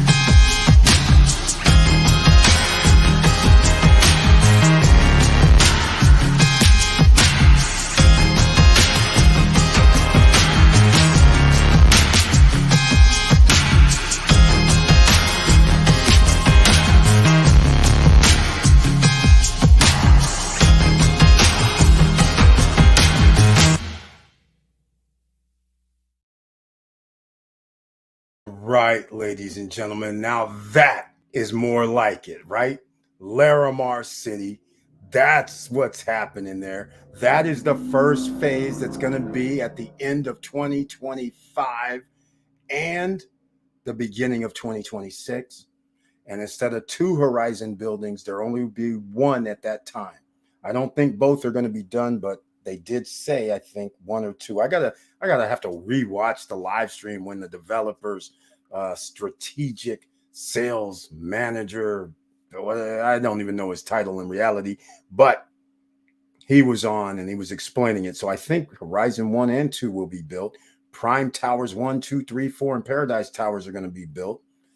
And the first 25 or 50 villas, if you buy a golf course lot for 105,000, your membership's included, but you have to build by the end of 2025. That's the caveat. But the first 75 are supposed to be built lots, so there'll be 75 villas there. The sports complex is supposed to be done. All this in 2.5 years. So they'll have that section. So they'll be the first phase. So if you're not familiar with that, go search the channel for Larimar. And there's plenty of videos on it. And then get in touch with our man, Gwen. And there's some people right now who may have seen that and they're interested. So what now I'm going to have to do is put Gwen's number in the chat room. So you can go call him, buy at Larimar, call Gwen, tell him you're from SSN Nation since I have mentioned it. It's only in the chat room. I have not dropped it in the description box, but we're about to do that real quickly here. We're going to put it in the description box here in a second. So everybody that sees this afterwards, you're going to have links to Larimar City. You'll have links to some of the brochures so you can actually view it yourself. I'll even have some other, in case you're interested in the Punta Cana region, I'll have some other, and you can go check that out as well. Now, one last thing. Ocean, there's a place called Sosua Ocean Village. They're doing the damn thing. They have expanded, and now they have more condos that are up for rent. This is in Sosua, Cabarete, actually. But over in that section of Dominican Republic, they have great pricing, and they do owner financing. So I'll be talking about Sosua Ocean Village probably later this week, because once again, later this week, it's already Wednesday, right? So that means I got to do something I forgot about right now. But that's something to think about if you don't want to be in the Punta Cana area. There's other areas for you. And if you're not happy with Larimar being further away than where you might want to be from the beach, or you think it's not a good location because you're 15 minutes from the airport instead of 10, and it's not near downtown, which will probably take you 10 to 15 minutes to get to downtown. If you want to be closer, then Vista Cana is probably the spot for you, or just be downtown. But you can see Nestor. His information is down below in the description box. If you don't see anything in there, I just added it, so you'd have to refresh. All right. So if you have any questions, ladies and gentlemen, put them in the chat room now. Otherwise, we're going to wrap this up tonight. And you have the information you need to make decisions, but get in now. And by the way, when you make your monthly payments over the next, let's say if the project's going to be built at the end of December or January 2026, and you have 2.5 years, you pay 0% interest during your payments during construction.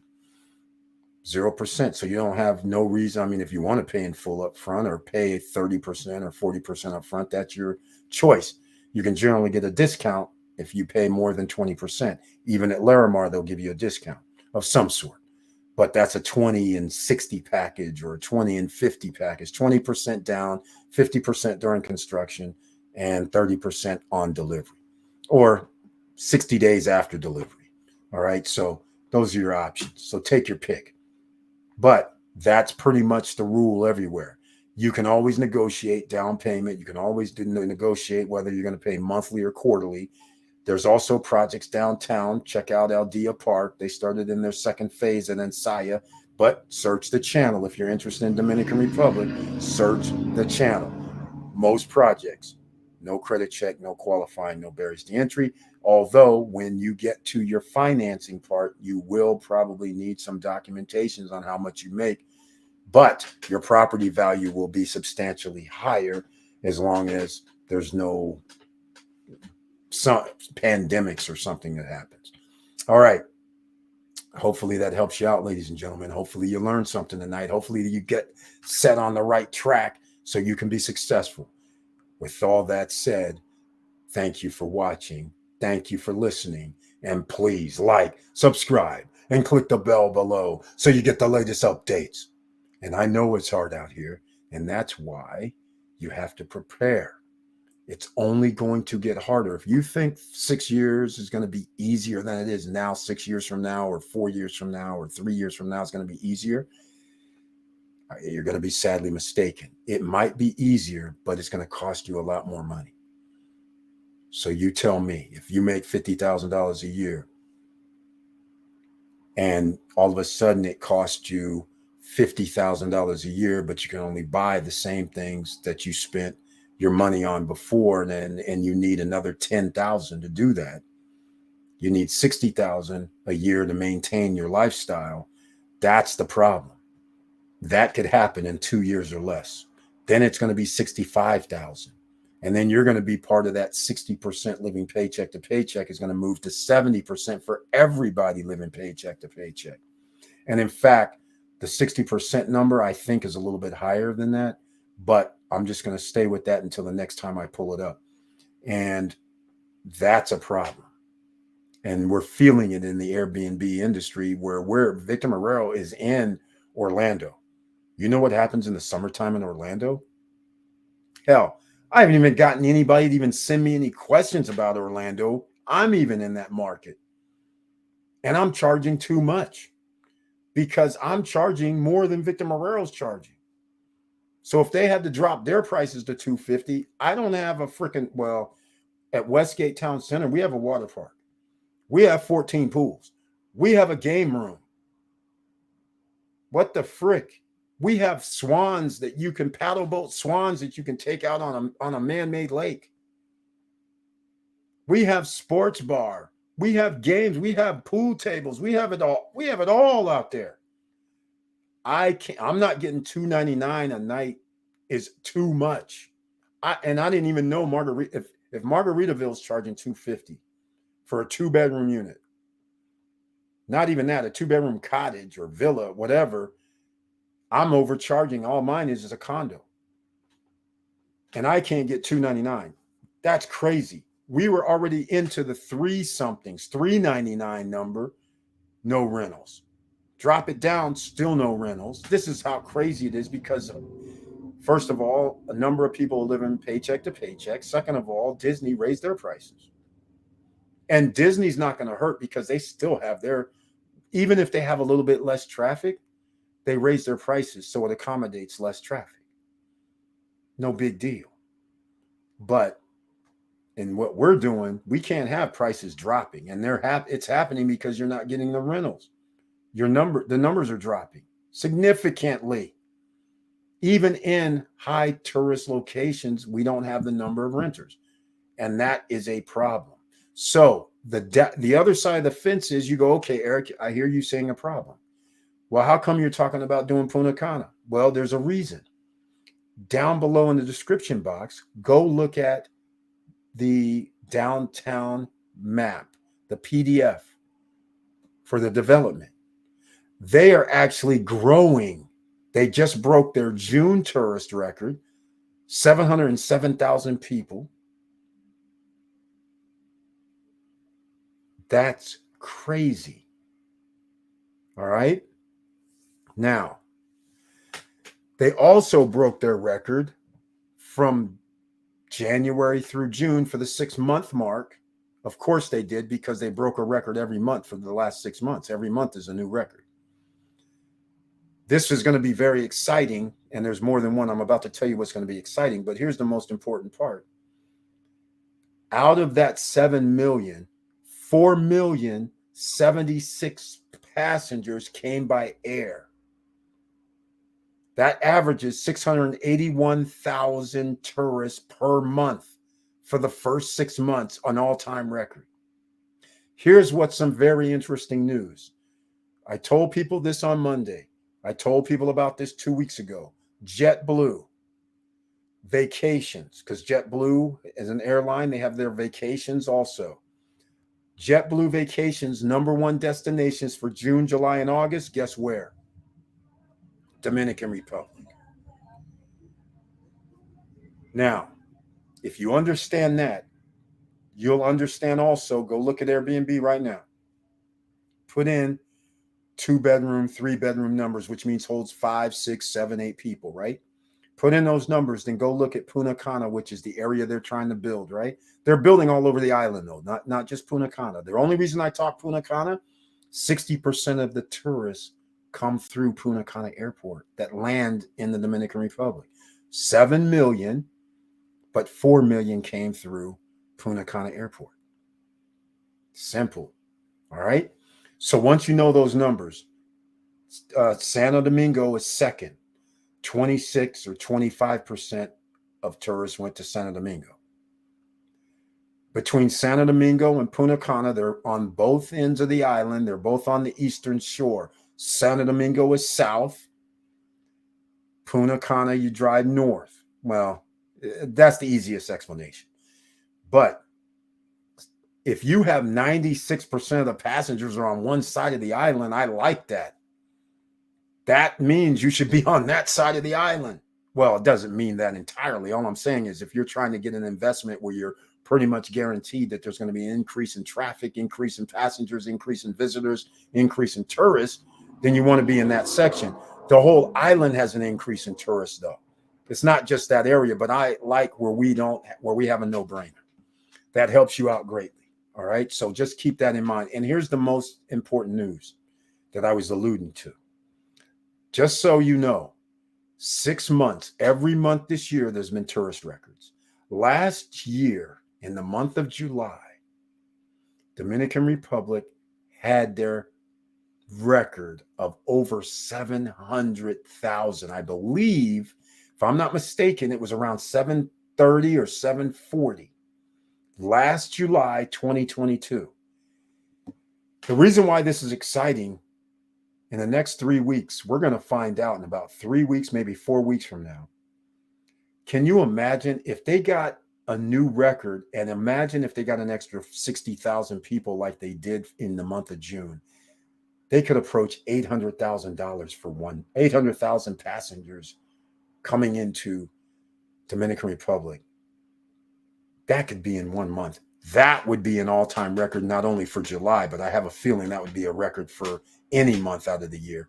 They do that. That would be very, very special. And if you go to Airbnb right now and look for things in July, you're going to see there's hardly anything available.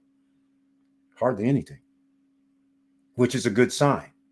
But people aren't raising their prices accordingly because they don't know the numbers. So, for instance, I know the numbers, so I would be raising my prices in the month of June, July, and August because we know JetBlue Vacations said #1 destination. We know the best of the best 2023 popular destinations. Dominican Republic is in the top 10. We're on a roll. So we're expecting traffic, and we're expecting people that are going to stay there. They don't mind spending 1% a night. Remember, our 1%er, you bought a 2-bedroom for $125,000. You can spend, you can charge $125 a night, or you can charge $199 a night. That's simple. You love that, right? You're going to make 10 to 15% on your money if you're able to maintain that. But just think 2 years from now, how much a person that bought a condo or a villa for $125,000, and they're going to be able to rent it for $200 to $250 a night, more than likely. That's my prediction. If you are in one of our high amenities locations, all right, let's caveat here, not just a regular old condo. So you might be able to get 2% per night. All right. So that just gives you an idea. But here's the funniest thing. I'm going to use Victor Morel once again because we know his numbers. He was kind enough to share. He bought his Margaritaville for $250,000. Okay. He had to buy a furniture package. I'm rounding up. Let's say he spent $300,000. He just now is saying that they reduced the rate below the 1% line at 250. So you might be saying, Eric, well, you like the 1%, but yeah, we like 252. Either way, we're going to win because he bought it 300. But what I'm going to tell you now for everybody that's new here, here's the caveat to all of this. What if you knew that he was able to rent for $450 to $600 a night for the last 2 to 3 years? And what if you knew occupancy was some number that's crazy, like 60 to 80%? Now, all of that profit during that time, he's soaking up, getting a great return on his investment in 2 or 3 years. In fact, in 2 or 3 years, he might have approached getting his whole return back on his original investment. But now we have a situation where, due to unknown factors, nobody's coming, have to reduce to less or 1% or a little less than that. Are you going to be somebody that's going to be unhappy about that? When you had all these years, 2, 3 years of great rental rates, great rental money, profits rolling in, and now you have to say, well, I got to go with whatever the market says. 250, we're still going to rent. But guess what? He still gets to win because he didn't spend $1 million. He didn't overpay. He didn't spend $500,000-$600,000. So that means the 250 rate for him, he wins. Anybody who bought something for $500,000-$600,000, okay, they were winning too, but now their return on investment is much different because they're charging $200, $250 a night. So you have to understand, getting in early on projects, whether they're in Miami, whether they're in the Philippines, whether they're in Thailand, whether they're in China, whether they're in Europe and Spain and Portugal, does not matter. Timing does matter more than anything, and buying at the right price matters most. That's what you have to think about. And you can get in now all over the world, great deals.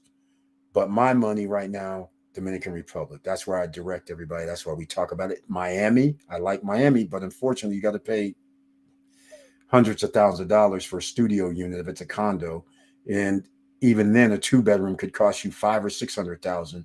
If you get in on a new project in Miami, you can get a 2-bedroom for $500,000 or $600,000. But if you wait 9 months or a year, it's already at $800,000, $900,000, $1 million. That's how quickly it escalates in Miami. So you got to know about new projects early. All right. So that's just the way of the world. Get in early. You get to ride along, tag along for the ride and get appreciation, get higher equity, and you don't have to charge as much for rental because you bought at a lower rate and you still get to win. You still get profits.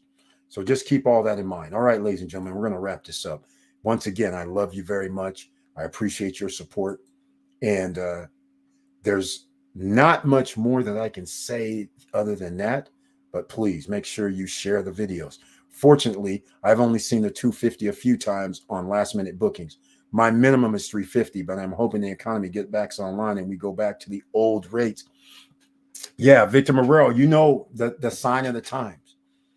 Because if you know the significant drop in prices and you see, I'm glad to hear, you're still getting 350, but if they have to do 250 to 350, you're one of the winners. You can still withstand that. But the point is, if we're in Orlando, this is prime time. This is when everybody's out of school. This is where Orlando is built on, summer traffic. The fact that people aren't going to Margaritaville, which is a well-known brand, which has everything. You don't have to leave Margaritaville. You want nightclubs? Fine. You want restaurants? Fine. You want a water park? Fine. You want pools? Fine. You want bars? Fine. Luxury? Nice? Fine. It's all there. So it's a win location. So if they're having a problem, that means everybody else is. And I'm telling you right now, in Orlando, I haven't even rented one unit in Orlando this summer. That's how crazy this is. I have places, water parks and everything, Westgate Town Center, Sheridan the Fountains, Blue Green, the Fountains, Orange Lake, zero, because I'm charging too much. I'm charging more than Margaritaville, which is crazy. So I got to bring my prices down to a price that I don't like. Because when you start talking about your HOA assessments, home maintenance, and all that, it's $1,000, $1,100 for every week. So if I charge $200 a night, that's $1,400 less 3%, which that's minor. But all I'm saying is that's $1,350. But that's minor profits, whereas it should be $1,800, $2,100, $2,400. So there's a big difference. So I haven't reduced my rates, but I'm going to have to. If Margaritaville's charging $350, I can't charge $399. Let's just call it what it is.